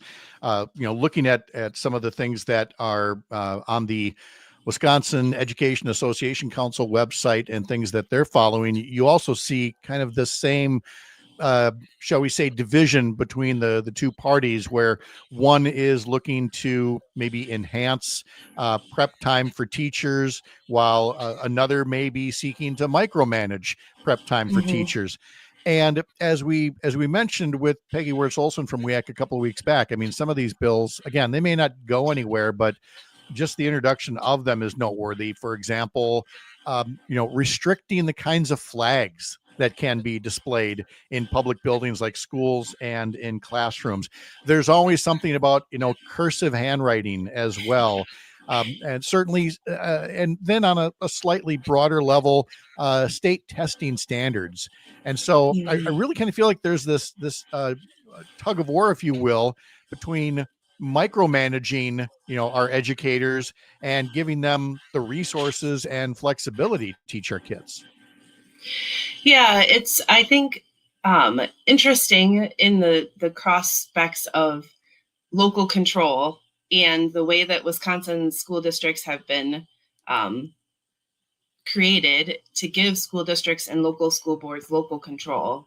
And yet they're constantly being given ways that they need to do things, even though that might not be something that works well in their local school district. And so I think that's a constant look, at least, is how are we making sure that school boards are being able to have their local control rights that they were given by the state statutes. We also have, we talked about this recently. It was kind of news to an old guy like me that cell phone bans, are, I guess I just thought they were there, and they're not. And it's become a hot discussion topic again. And I'm sure that I think there's at least one bill dealing with cell phone bans, and there will probably be others that you'll have to track in the Capitol as well. Yeah, and that's an interesting, because I believe that the cell phone bills tend to have bipartisan support. And what I've heard from that is that because there are a lot of school districts that have their own policies, and what I've heard is that their hope is to, in order to pass a bill like that, that school districts then have the ability to be able to say, oh, see, it's not us.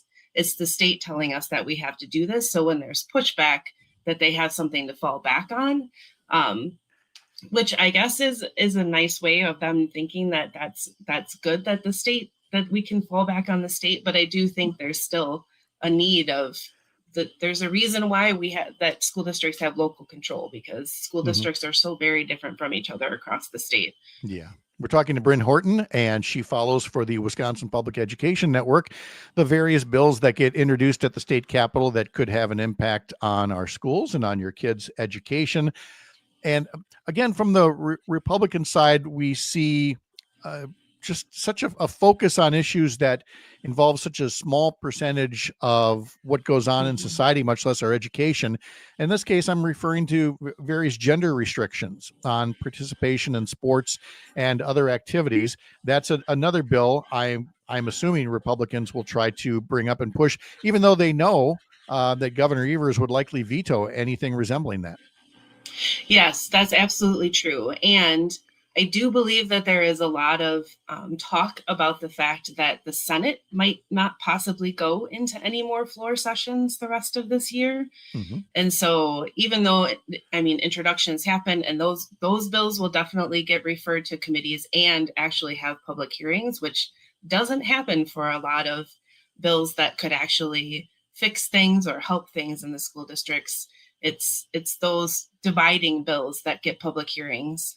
Right. They do. And I'm sure there will be something. There is a bill, of course, to require English only in schools. We talked about the flag display. There's another bill that would require, the national motto, "In God We Trust," to be displayed in all courtrooms. Somebody just asked me yesterday, did that law really pass in Texas that requires the 10 Commandments to be displayed in every classroom? I'm like, yeah, that's a thing. And that which means it's going to encourage, some legislator in Wisconsin to try to do the same thing. So you're right. We're going to hear a lot of what you would call social issues or wedge bills or anything like that. Those seem to ones that get the public hearings and get some attention. Yes, absolutely. And there's never any funding attached to those.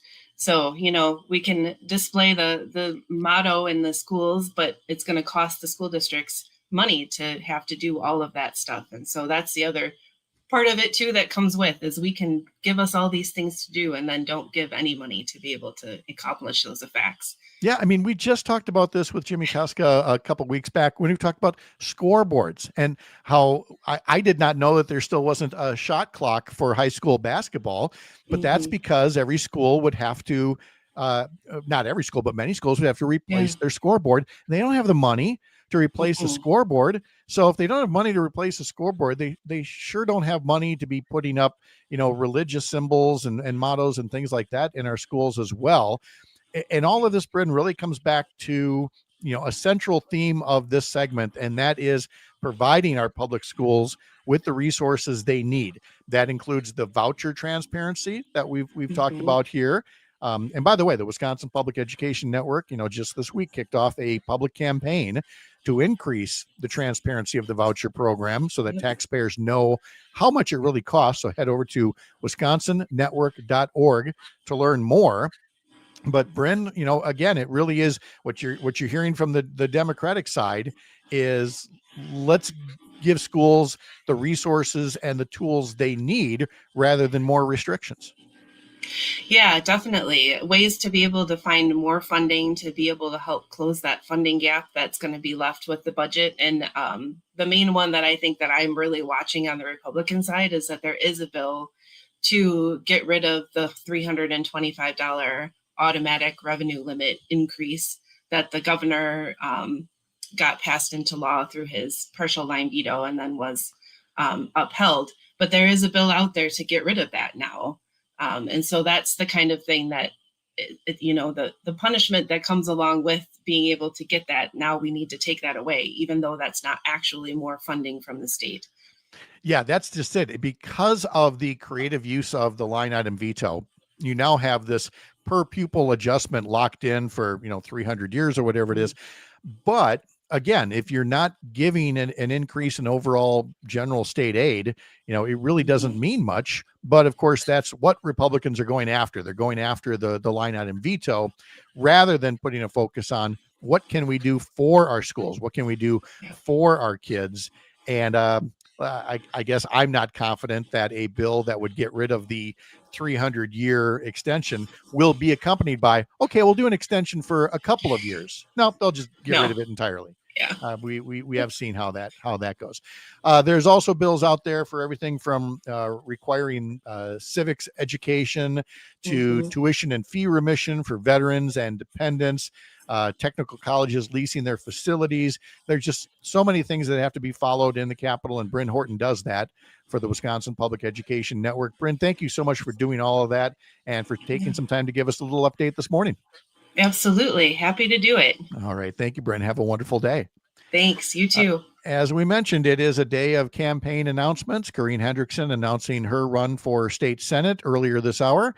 And then less than an hour from now at 8:35, State Representative Francesca Hong, newly announced candidate for Wisconsin governor, will join us to talk about why she has chosen to run for that office in 2026. I'm Pat Kreitlow. This is the Civic Media Radio Network.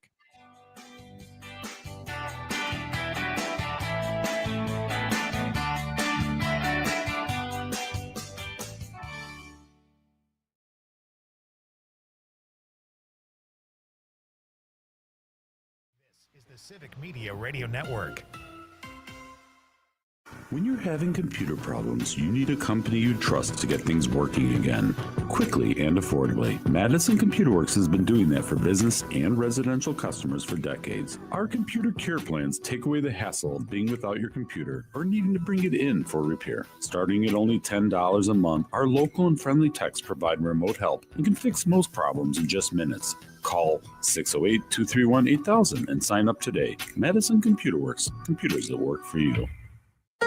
This is Chad Spate. Sometimes I'm overwhelmed by the hatred and misinformation that consumes our world, but I also know that we cannot build a house of justice and inclusion on a foundation of hatred and lies. We have to practice what we preach. At Chad's Design Build, we confront injustice the same way we confront a poorly built home, with love, compassion, intelligence, and persistence. We engage our community the way we engage our clients, with honesty and humility and the dogged determination that we can do better. Chad's Design Build, remodeling done well with love. Do you have 3 ex-wives and your current trophy wife wants a life insurance policy 3 times the size of the policies you had to purchase for your previous mistakes? If so, you need to call Big Lou at Term Provider, 800-859-3220. Big Lou is intimately familiar with your problems, and if you're 50 to 60 years old and in reasonably good health, a $1 million policy should only cost about $100 to $200 per month. Big Lou may have a solution for your previous policies as well. You may even save enough money to lighten the load on your new $1 million policy. Remember, call Big Lou. He's like you, except he's only on number 2. Call Term Provider at 800-859-3220. That's 800-859-3220 for $1 million in term life insurance that you can live with. Call Big Lou at 800-859-3220. 800-859-3220. Let's go Brewers! You can go to the Brewers. Wait, Todd, what? It's Free Ticket Friday, Terry. A chance to win a 4-pack of Brewers tickets several times every Friday. Great seats, by the way. Okay, so download the... Oh, Pat, we should tease that it's the last Free Ticket Friday, by the way. Then text it through the app for your chance to win in this... We can do that.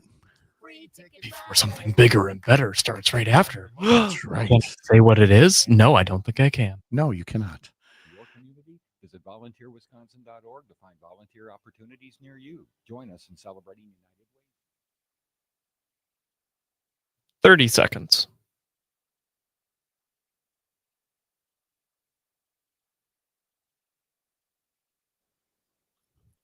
There he is. How you doing, Jimmy? Doing all right. All right. There you go. 15 seconds.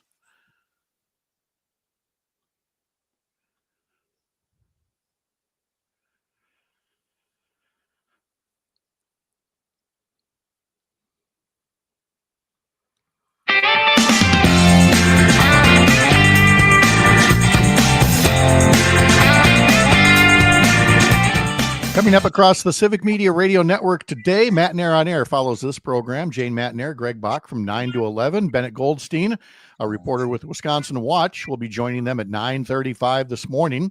The Todd Alba Show, you can catch that from 2 to 4 today, and then the Maggie Dawn Show from 4 to 6.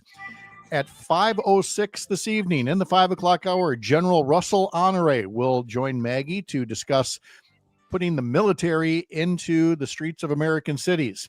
Also on Maggie's show at 5:30, we'll hear from State Senator Kristen Dassler-Alfheim about increases in health insurance premiums. And then you can hear Nightlight with Pete Schwaba from 6 until 8 this evening. Actor Mike McGill from Shameless will be joining Pete at 6:30 this evening, and comedian Greg Schworm will join him at 7:20. All that ahead on the Civic Media Radio Network. Head over to civicmedia.us to learn more.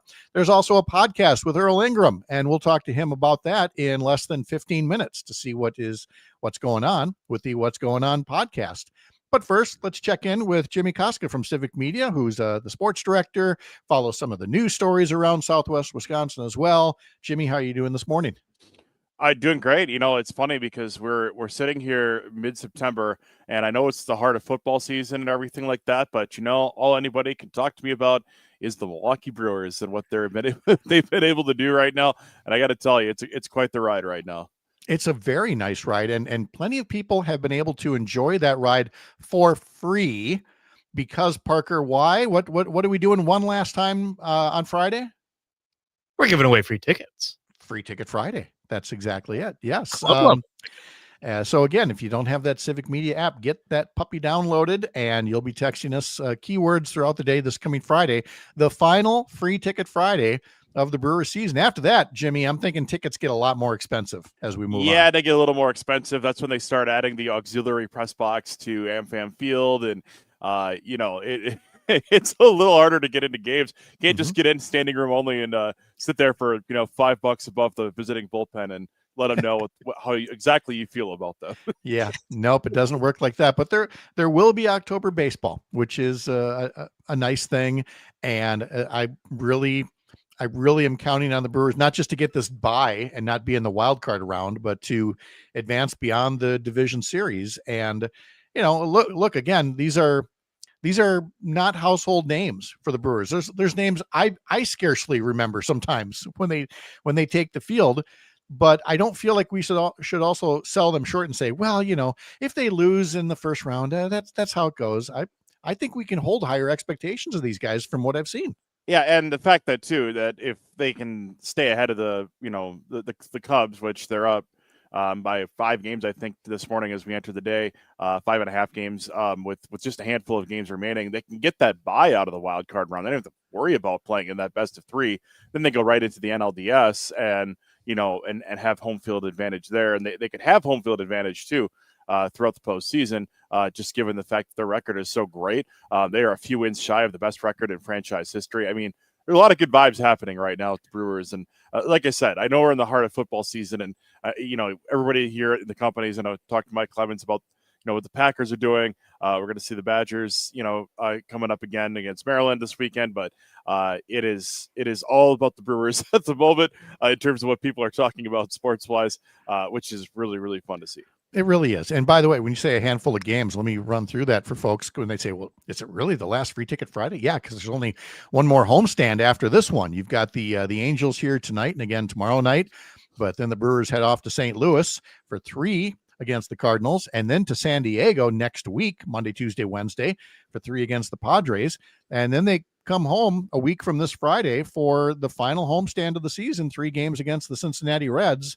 And that's it. There's just these 11 games left in the regular season. Yeah, and those 3 games against the Reds, what is fun about that is that they typically have a lot of fan-centered giveaways, fan appreciation night, things like that. So those last few games are actually pretty fun, even if at that point the Brewers have wrapped everything up. It's a lower stress atmosphere. There are still a lot of cool things they do at the end of the regular season to make sure fans stay engaged. Well, let me tell you, this works out well for some folks that plan ahead, even if it's accidentally.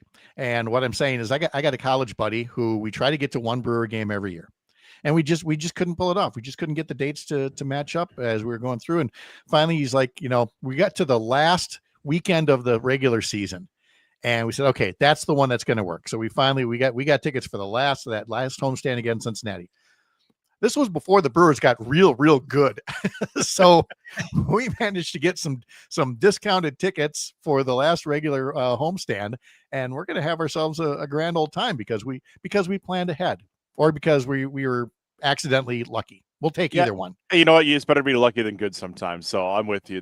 It's so cool though, because there's you hope that the series is low stress for the Brewers going into the postseason, and that you can just enjoy the baseball atmosphere. But that last homestand, usually what you get is you get a handful of goodies to take home and put in your collection, as I've done, as you could tell here many times over the years. Oh, sure. Absolutely. Look at that. That's a museum back there on your shelf of swag. And of course you also root for the non-injury. It's like, no, you don't need to make that diving catch. It's okay. Don't jam your thumb, no compound fractures, please. We're heading into the playoffs. So every play like that is going to be a little nerve-wracking. Oh yeah, for sure. And the other part too is I think the thing that you really watch is pitching and just seeing who lines up for the postseason and trying to figure out who's going to be the guys in the bullpen, be the guys in the rotation. Typically in those first couple of rounds, you're talking about a pitching staff carrying just 12 guys. They do allow you to carry up to 13, but usually that's not until the later rounds, the best of 7s, where that becomes an issue. So if you're looking ahead to the Brewers and their postseason roster, they'll be looking for the 26 guys. It'll probably be a 14-12 split in hitters to pitchers. But then as the playoffs go further, if the Brewers are fortunate enough to get to those points, that's where you would see them add the extra pitcher. So watching how the pitching staff and the rotation sets up for the playoffs is one of the more fascinating parts of MLB baseball. Civic Media Sports Director Jimmy Koska, great to talk to you. Have a great day. Thank you, guys. Thank you, Jimmy. All right, coming up in our next hour, we will talk to Earl Ingram from the What's Going On podcast through Civic Media and new candidate for governor, State Representative Francesca Hong. This is the Civic Media Radio Network.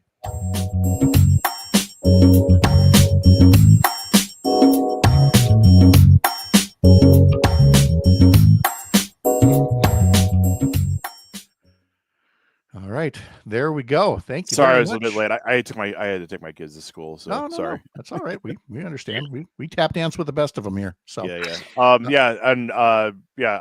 good for everything next week. So I didn't have anything really for lacrosse to share other than Evers was here yesterday. And I'm sure that we'll see these all these governor candidates that are declaring this week. They're all going to make their way through lacrosse at some point. So without a doubt. So okay, we're covered. All right, thank you so much. All right, take care, guys. See you later. See ya. Hey, good morning, Earl. How are you? I'm doing fine. How are you, Pat? How do I sound? You sound a little muffled. You're clear but muffled. I'm not sure what that might be. Right. Let me check that out. But go ahead. Okay. Well, we'll check your mic as you tell us what you want to cover today. Well, I'm checking. I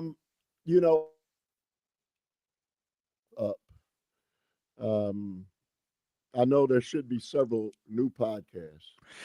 Yes, there are. We've got we've got another one with Dr. Fuller. We've got Dr. Baker's insight on DEI. We've got Dr. Baker's input on DEI and the impact of what it's having in our community, and Dr. Fuller's another great one, really kind of focusing on where we go from here with education. And school year started, and people seem to think that the problem with reading is a problem solely in the city of Milwaukee, but as it turns out, it's all over this nation. And so, what are people going to do? He's created a plan and an idea on how to address that. So, okay. And we had another horrific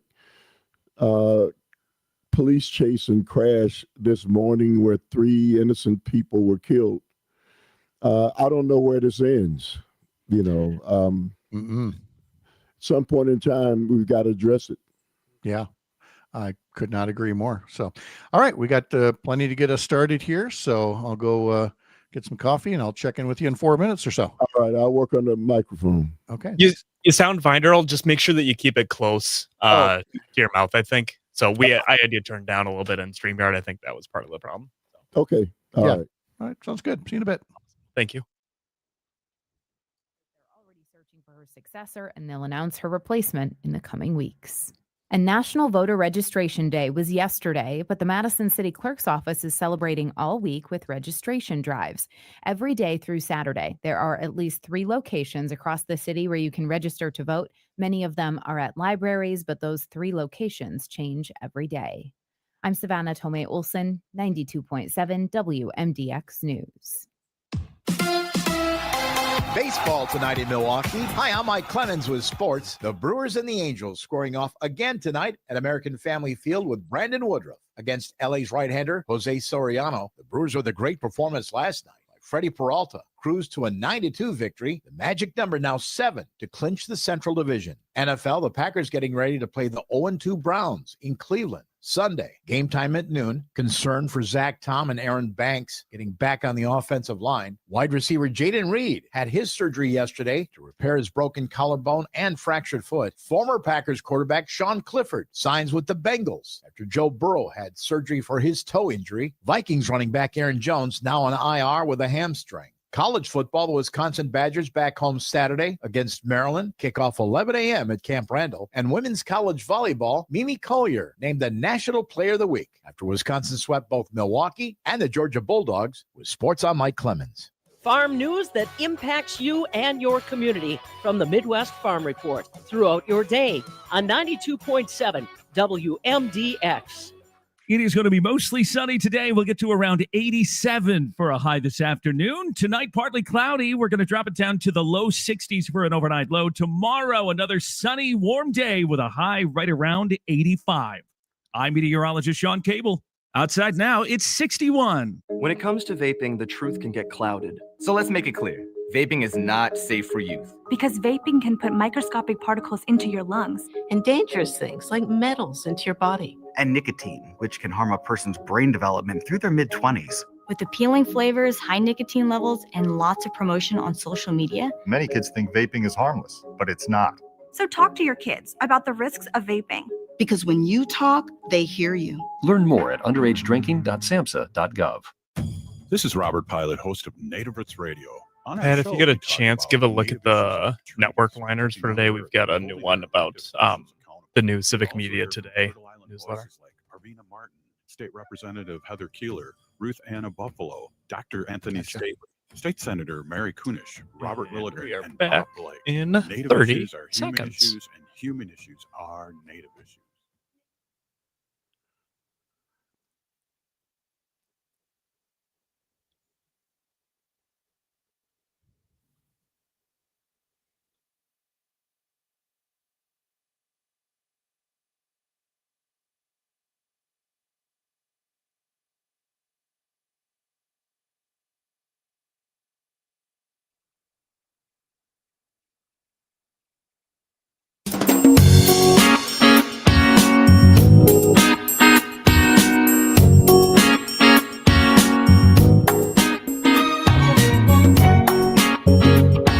Live across Wisconsin on Civic Media, you're listening to Mornings with Pat Kreitlow, powered by Up North News.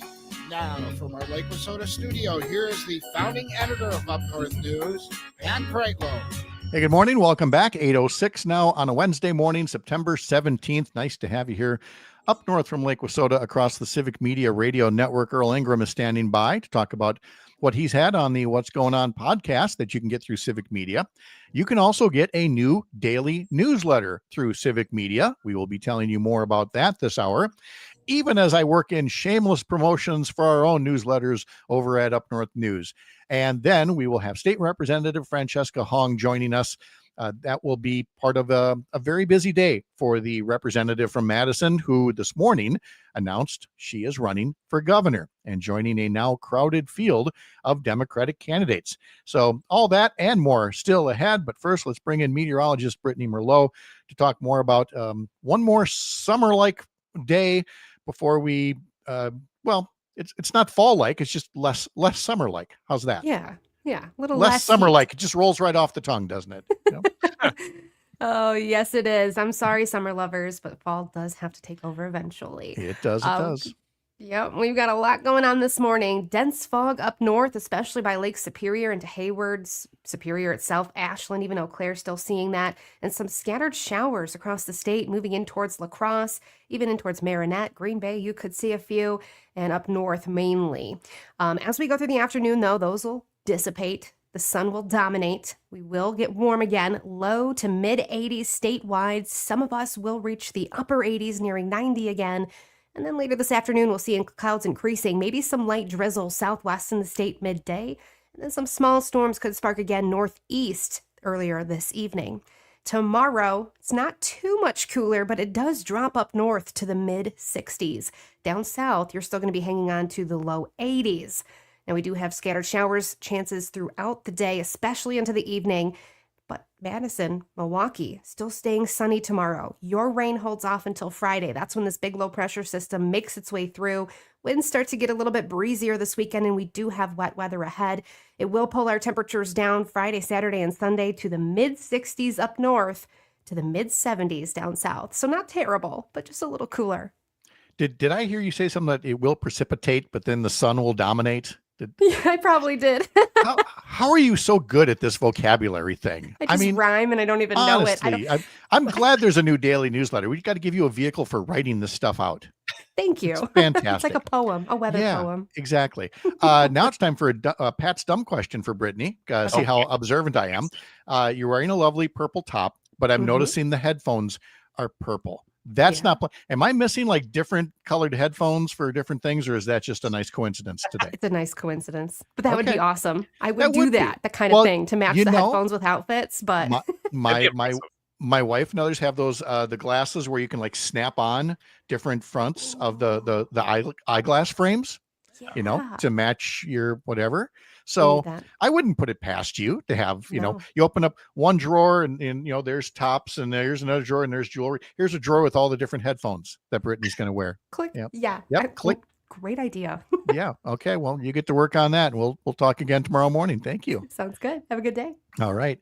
Again, more about newsletters coming up in just a bit, but here's my daily reminder. Sign up for our newsletters at upnorthnewswi.com.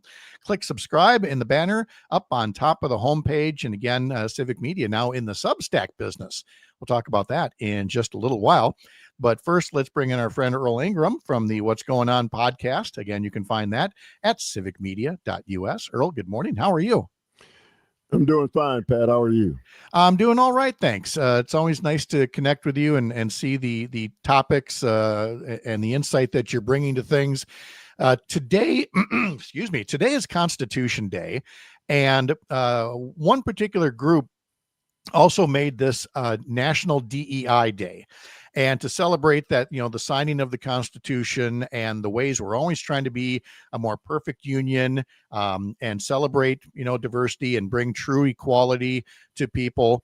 And so we are living in a time where certain people, and I will go ahead and say it, certain racists have truly declared war on DEI, and they've completely turned upside down the significance of diversity, equity, and inclusion. You have that subject on your show, one of your episodes of your podcast, with Dr. Rob Baker from Milwaukee, and talking all about the state of race relations in our nation. Tell us more about what we hear on that episode. So that's Dr. Professor Rob Baker, and he is a professor at University of Wisconsin-Milwaukee. And so we had a conversation long overdue about the impact of the removal of diversity, equity, and inclusion, and the long-term impact of not my generation, but the generations after me that are going to be impacted in horrific ways. We don't live in a colorblind society, and no matter how people want to say it, it's not true. It doesn't exist. It never existed. And so when you opportunities for people who don't look the same, we live in a society that's made up of people from different hues and all of those things. It is mind-boggling to me that people don't want to this. I know what brings that about. Certainly, you know, is getting worse. It is, and our apologies for the listeners. We had a little bit of an internet blip in there, but we've got you back and sounding nice and clear. You know, the insights that Dr. Baker shares include whether America is indeed advancing. Are we reversing the progress that generations have struggled to achieve? I think that answer is self-evident, that we are moving backward, Earl, but I'm sure you get into, you know, how do you stop that reversal? How do you again help people appreciate the need to provide more opportunities for diversity and inclusion? Well, I would say you follow the Declaration of Independence, the Bill of Rights, and the Constitution. Mm-hmm.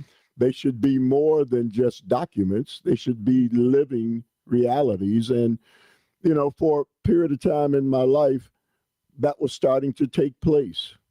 But for heaven's sakes, to look at this for what it really is and the impact that it's going to have on my grandchildren and great-grandchildren, you know, I don't know. As a matter of fact, I shouldn't say I don't know. I do know the impact that that's going to have. And I don't know how a nation such as this one, the greatest nation on earth, can look itself in the mirror and think that this is all right. It is absolutely untenable. The fact, and I still don't believe that it's taking place after the struggles of the 60s and the 70s and the 50s and all of that, that we've turned back the clock. And I just wonder, where there's going to be a movement to bring it back. I do also believe that each generation must fight for its own freedom. And so what happened in my generation, the fights that we waged were not permanent. And we see that. And now the generations after us are going to have to do the exact same thing.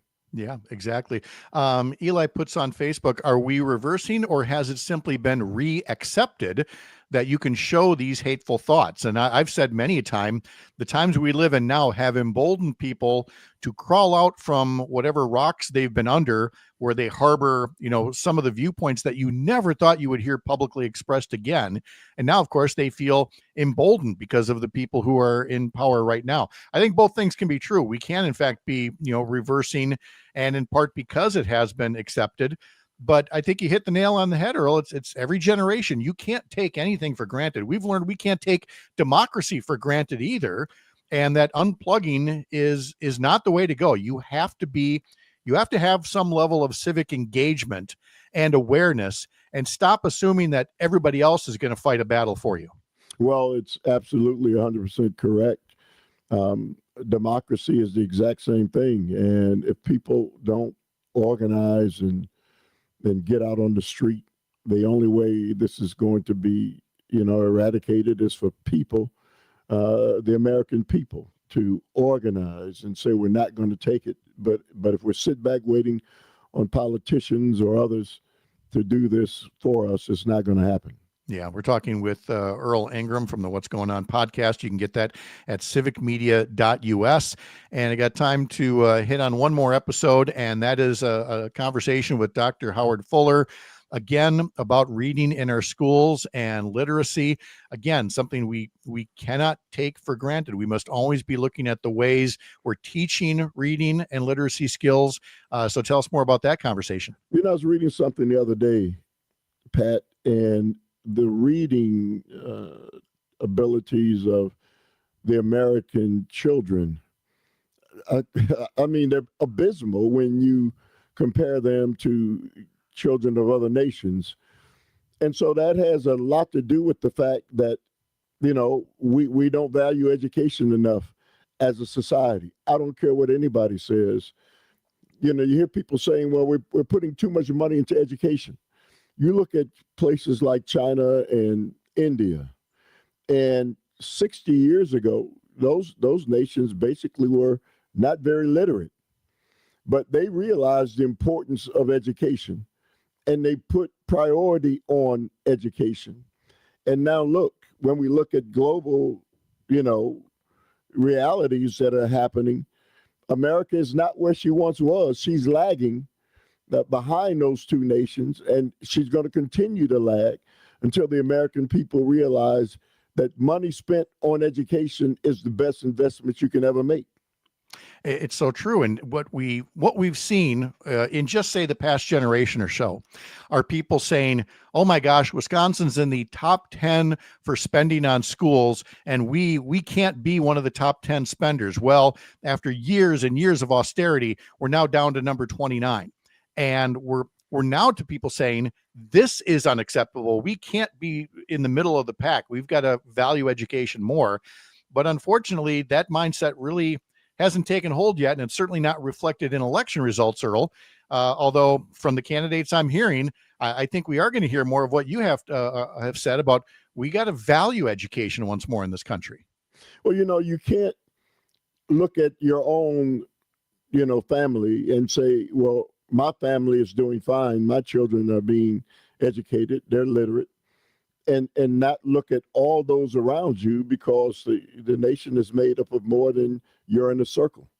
And the nation is up against global technological education. And so we no longer fighting state against state. It's a global reality. And so we can't go back. And so with that in mind, people need to focus on, hey, is my tax dollar better spent on making sure that there's a future, a bright future for this nation. And you can't have a bright future for the nation if the future of the young people who are going to be adults and running the nation in the future aren't as educated as they can be. Exactly. So hear more about that in that episode and more on the What's Going On with Earl Ingram podcast. Head to civicmedia.us, click on shows to learn more. Earl, thank you again very much. Hope you have a great day. You as well. All right. Appreciate you very much. Francesca Hong, state representative and candidate for governor, is coming up in 15 minutes. I'm Pat Kreitlow. This is the Civic Media Radio Network.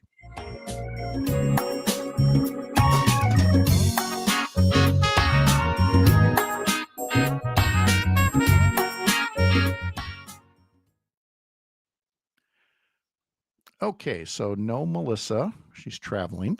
So I've just got some news stories that I'm going to go through, and then we'll have Fran in.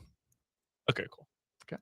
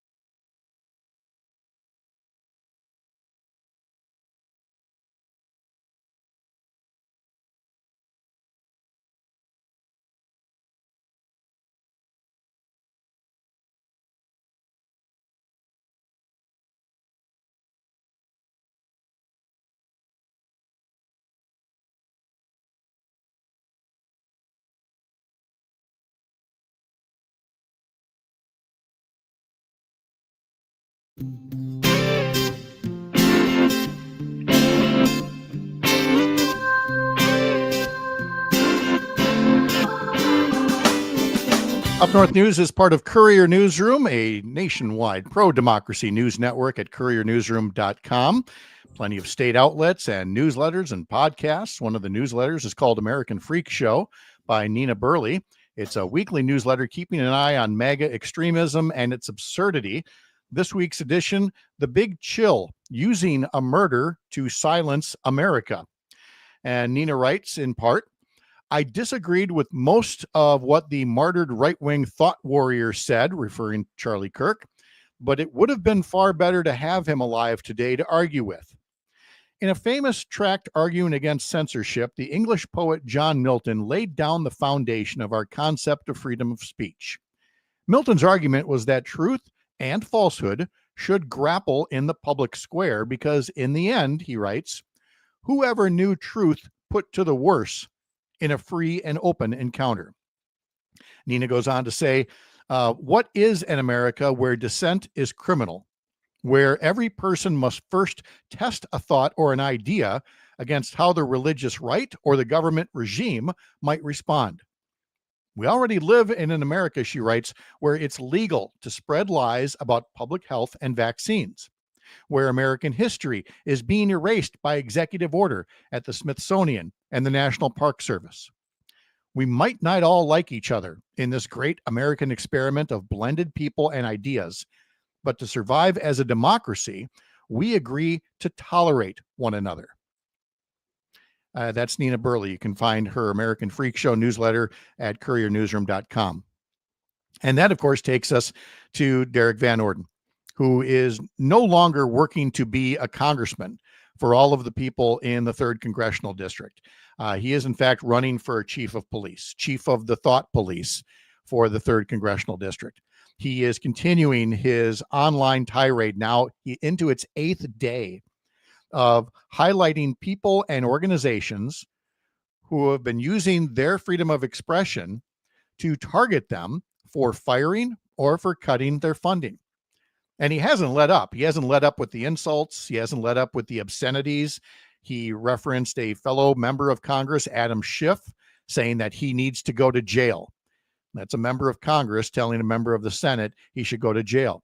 He called Minnesota Governor Tim Walz the S word, a piece of S word in a tweet either last night or early today.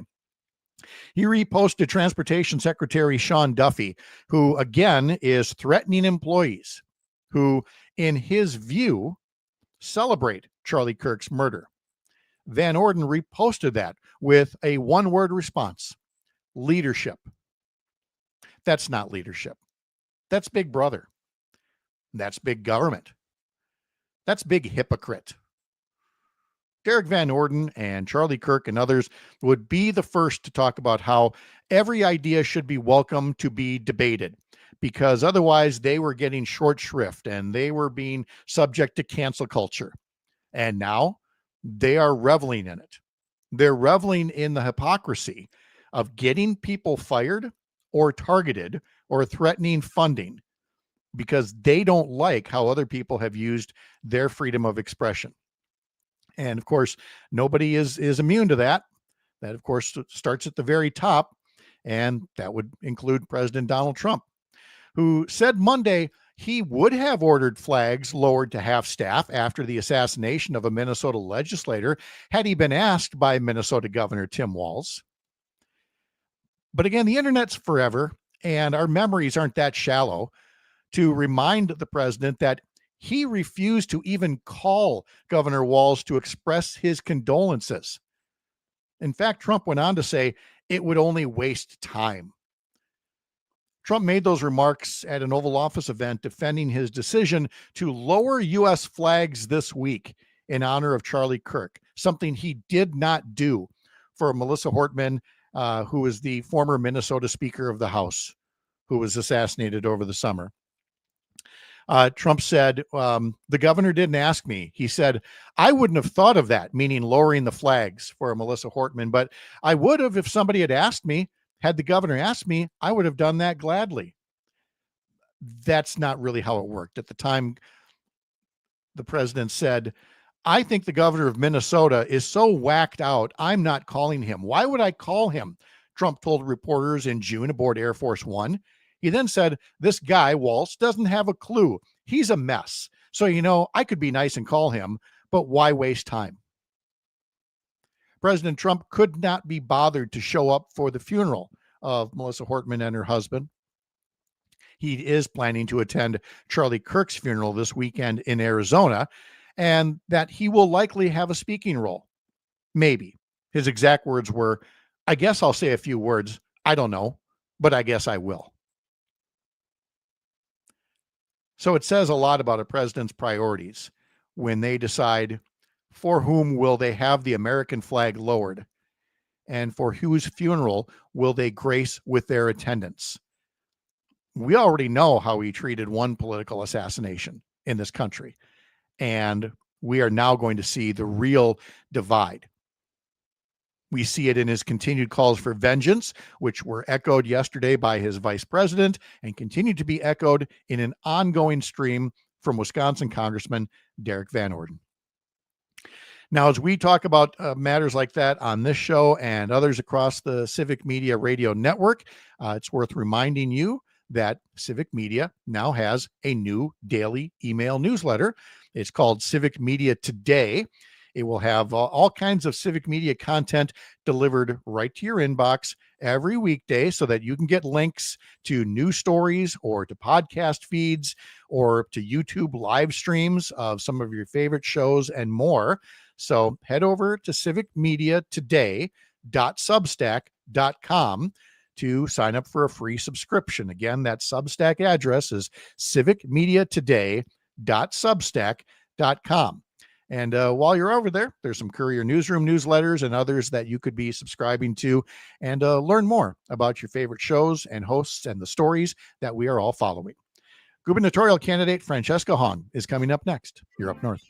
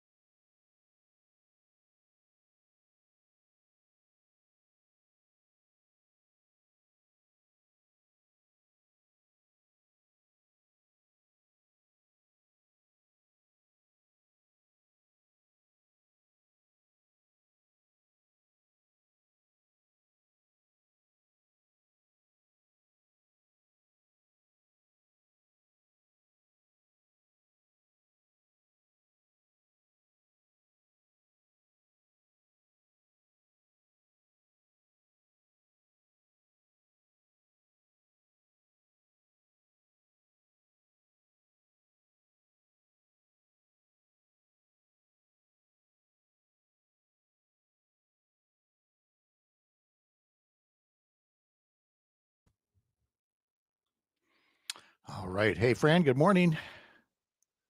Good morning. How are you? I am doing okay. How are you, Pat? You better be better than okay. This is huge. This is fun. It is going to be fun. What I mean by okay is that in these times, okay is pretty great. Oh, yes, I totally agree with. We still don't have a perfect 2025 answer for how are you doing because okay is really the best we can hope for at times. So, all right, so we're good. We played the intro video to start off the show, and I've just got all the huge here for you about the race. Are you going anywhere, doing anything? You want to point people to either an event or a website or something when we wrap this up? Absolutely. I'm hitting the road actually right after this, Pat. We're going to Blanchardville. Okay, sounds good. And francescahong.com is where we're going on the website. Yes. All right, let me get that graphic in there as well. We got just about 2 minutes left in the break here. Hong.com.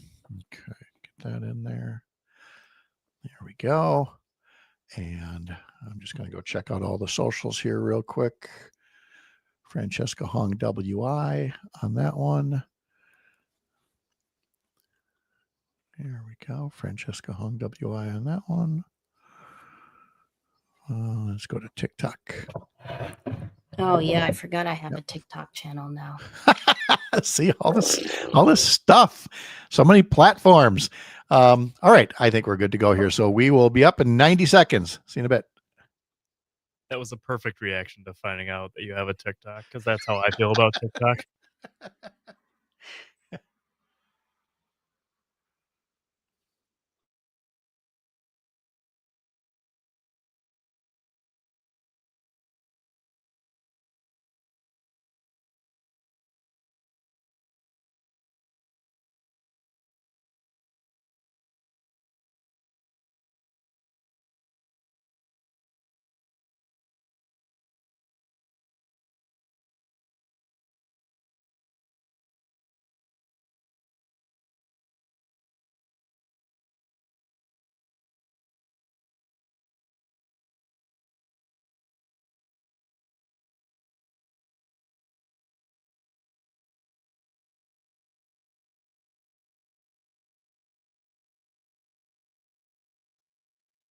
Back in 30 seconds.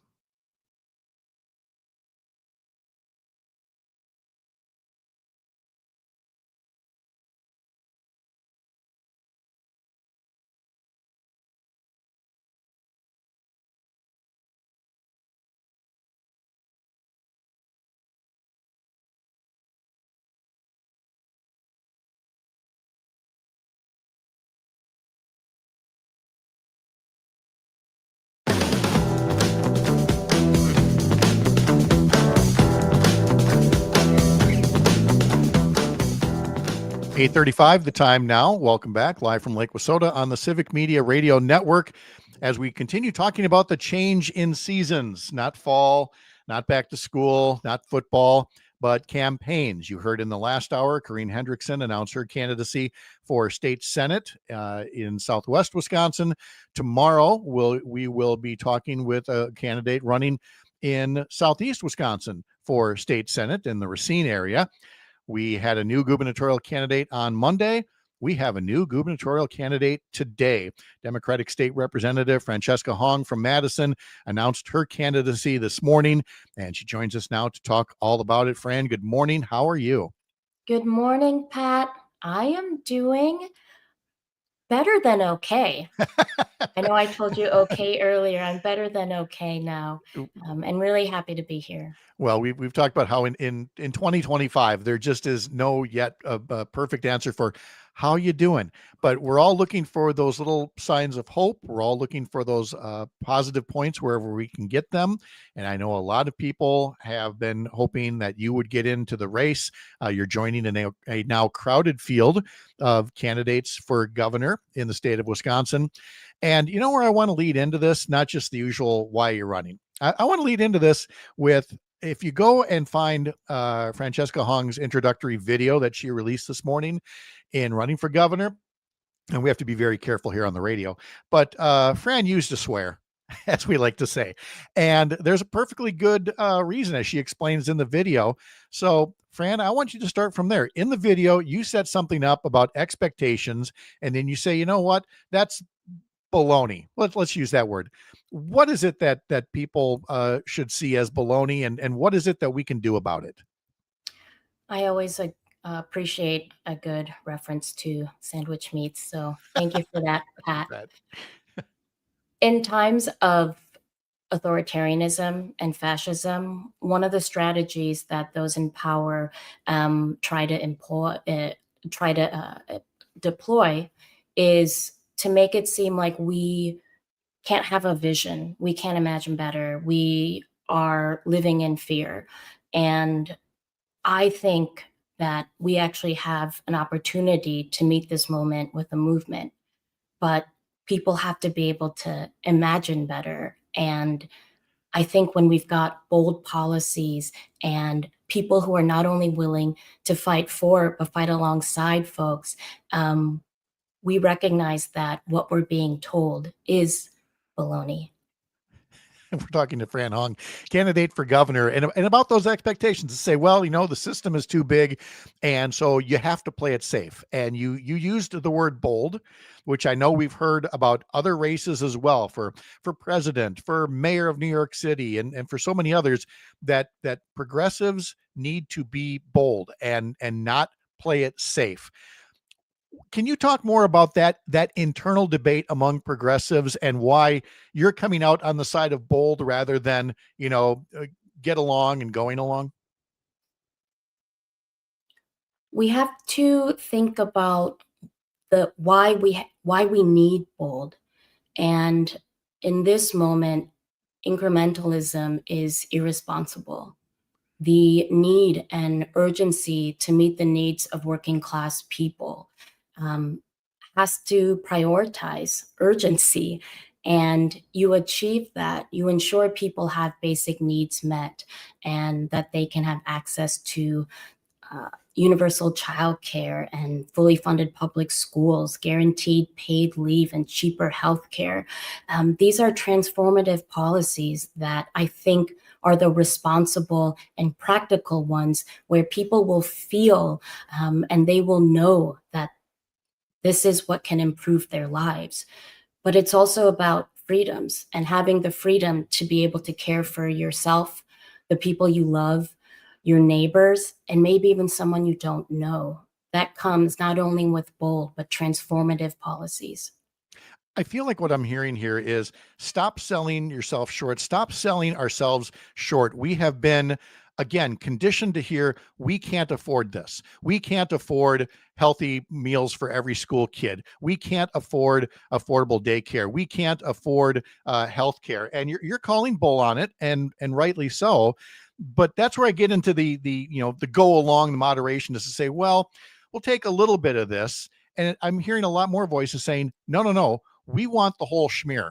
We actually do want, for example, every kid should be able to have a healthy meal without having to pay for it, because we're already paying our taxes to educate our kids. That and many other examples. Am I kind of hitting that right? Yes, but who's not paying their fair share of taxes? There's a danger to flat taxes. I think people in Wisconsin, they work hard, they hustle. They deserve a government that works hard and hustles. And that requires establishing fairness. And when you have fair taxation, and when folks who are the wealthiest at the top tax bracket in this state pay their fair share, turns out that means more revenue for the state. And so when we prioritize working class people and try to build working class power, it's going to need to come with resources that are fully available out there. And so why wouldn't somebody want every kid at every school here in our state to have a healthy breakfast and lunch at school? I think this is going to come when we recognize that the system is rigged and it's unfair, and it's time that we unrig it and ensure fairness for all working class people.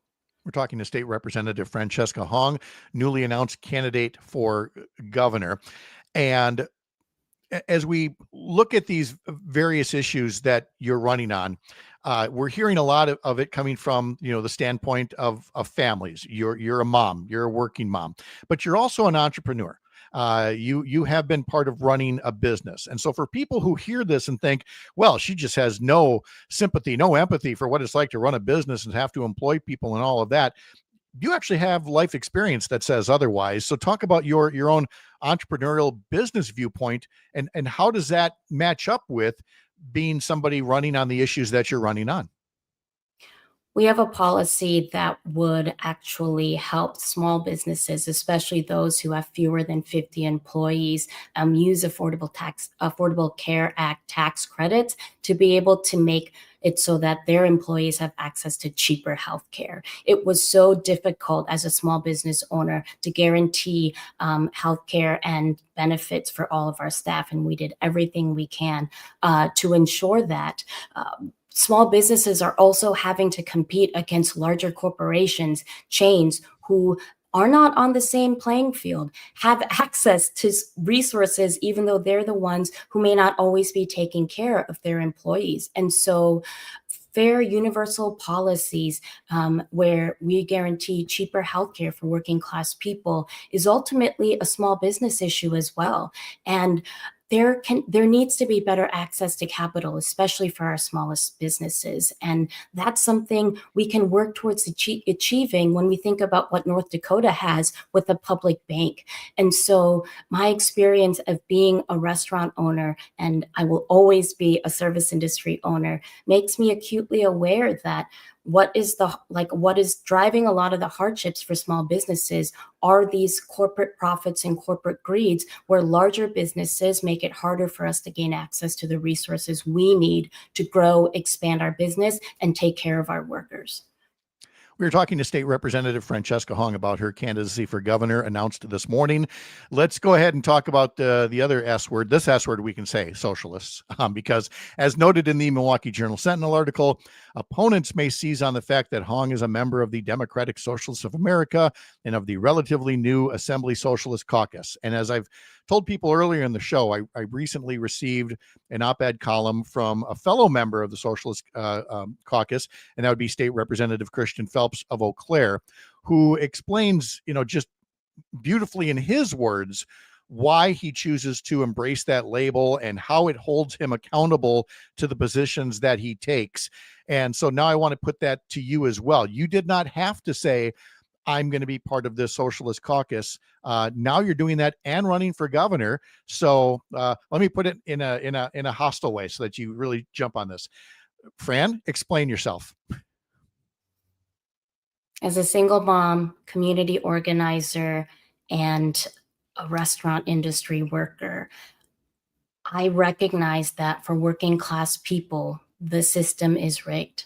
And as a democratic socialist who understands the importance and the need to ensure basic needs are met, this means that I'm somebody who cares deeply. And when we have a politics that is rooted in care for ourselves, care for our children, care for our workers, our small businesses, we can build communities that are not only strong, but people have what they need to make sure that not only can they get by, but they can build the lives for themselves that they want. I think democratic socialism is about care. It's about ensuring that you not only care for yourself and your loved ones, but again, I talk about caring for somebody you don't know. And it's the policies that are rooted in care. The way that democratic socialism holds me accountable is to always go back to that care for ourselves, for our neighbors, for somebody you might not know yet.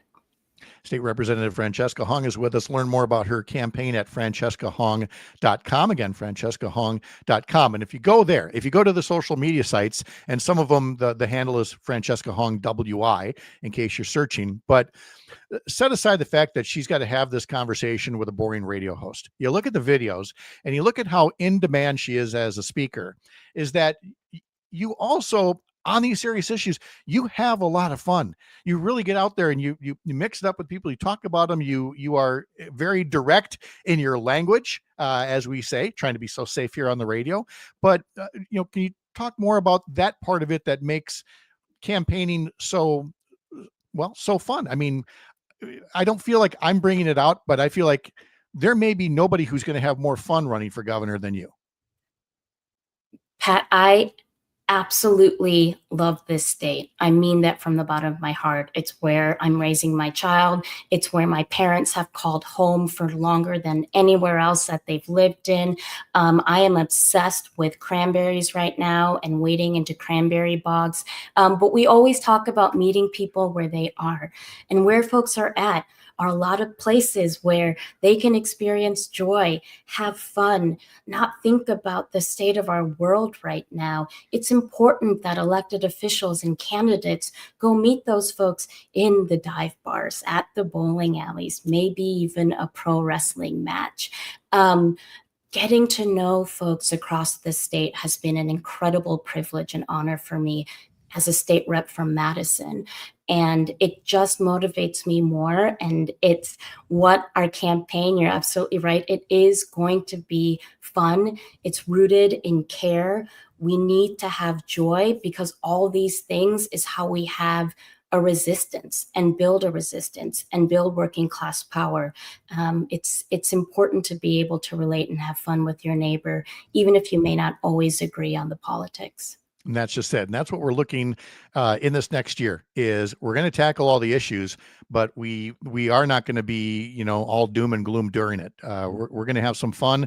I'm looking forward to talking to all of you as part of the gubernatorial primary that's coming up in August of next year. State Representative Francesca Hong. Fran, it's always such a pleasure. Thank you. Have a great day. Travel safe. Thanks, Pat. All right. Appreciate it very much. We'll have some final news and notes from Lake Wissota coming up right after this. I'm Pat Kreitlow. This is the Civic Media Radio Network.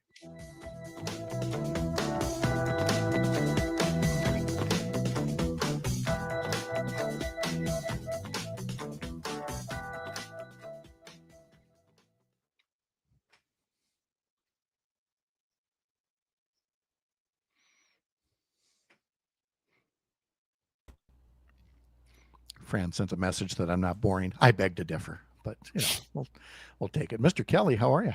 I'm good. You're not boring, Pat. Aw, thank you. They wouldn't let you host a 3-hour radio show. Yeah, every they day would, if you because were I'm the only boring. guy that stepped up. I was the only one that said, I'll get up and do a 6 a.m. show. And they're like, all right, fine, you'll do. We actually have a whole promo about that. He's the only Yes. one old enough to have to get up and pee already this early in the morning. Are we running that as a promo, actually? I don't know. I did make it into one. I don't know if it's in the rotation. Okay. All right. Well, it's true. I'm guilty. So Yeah, that'd be awkward if you were just like walking into the gas station. They happen to be playing WCFW. It's just like, oh, that's me. Yep. Let's see. Just gonna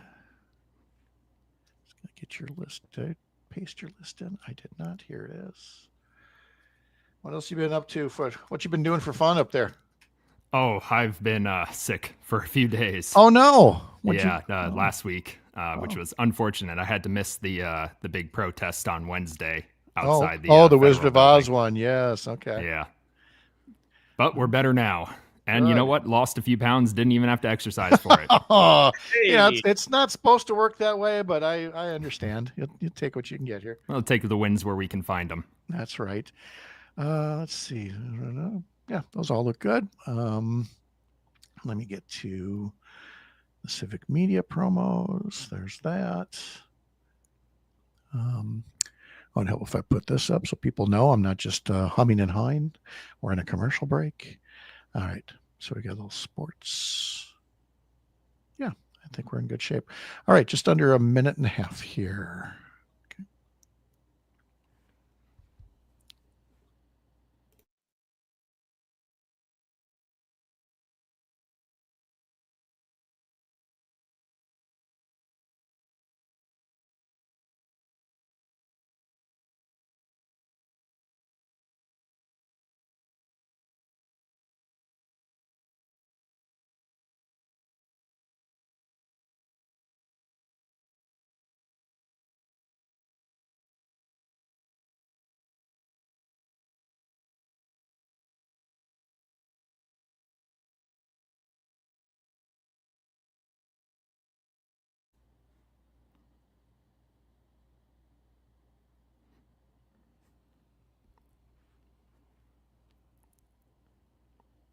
Back in 30 seconds.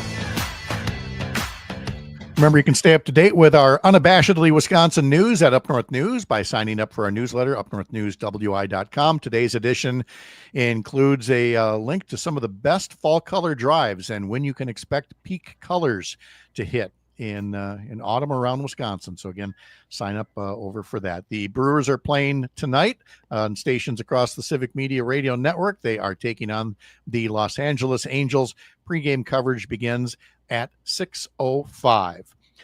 Coming up, Matt and Air on Air in just a bit here, and Jane and Greg will have as their guest Bennett Goldstein, a reporter with Wisconsin Watch, coming up at 9:35. Maggie Dawn will have General Russell Honore discussing military presence in American cities, coming up just after 5 o'clock. And Nightlight with Pete Schwaba has actor Mike McGill from Shameless at 6:35 this evening. Plenty of reasons to stay tuned to your favorite Civic Media station and podcast the shows. This one and the others, just head over to Spotify and follow us, and that way you can always pick up on an episode that you can't catch live. All right, let's see. We just had Francesca Hong running for governor. Kelda Roy's announced Monday she's running for governor. Milwaukee County Executive David Crowley is in the race. Lieutenant Governor Sarah Rodriguez is running. He puts James Kelly up on the screen for no connective James, you're not running for governor, are you? Not to my knowledge, no. Okay, all right.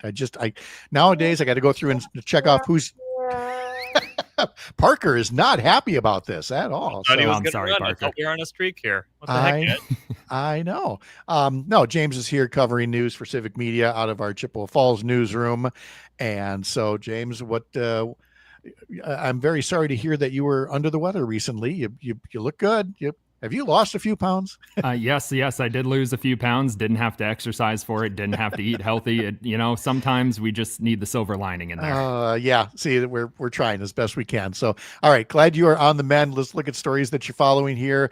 We talk a lot about affordable housing and housing stock. It's one of those issues that kind of creeps up on people, and then they realize, yeah, we do have a problem here. We have, like a lot of McMansions, and we have some high density stuff, but we don't really have much in the way of affordable housing for people that want to own their own or who want to have a job. St. Croix County did a survey on that. What'd they find out?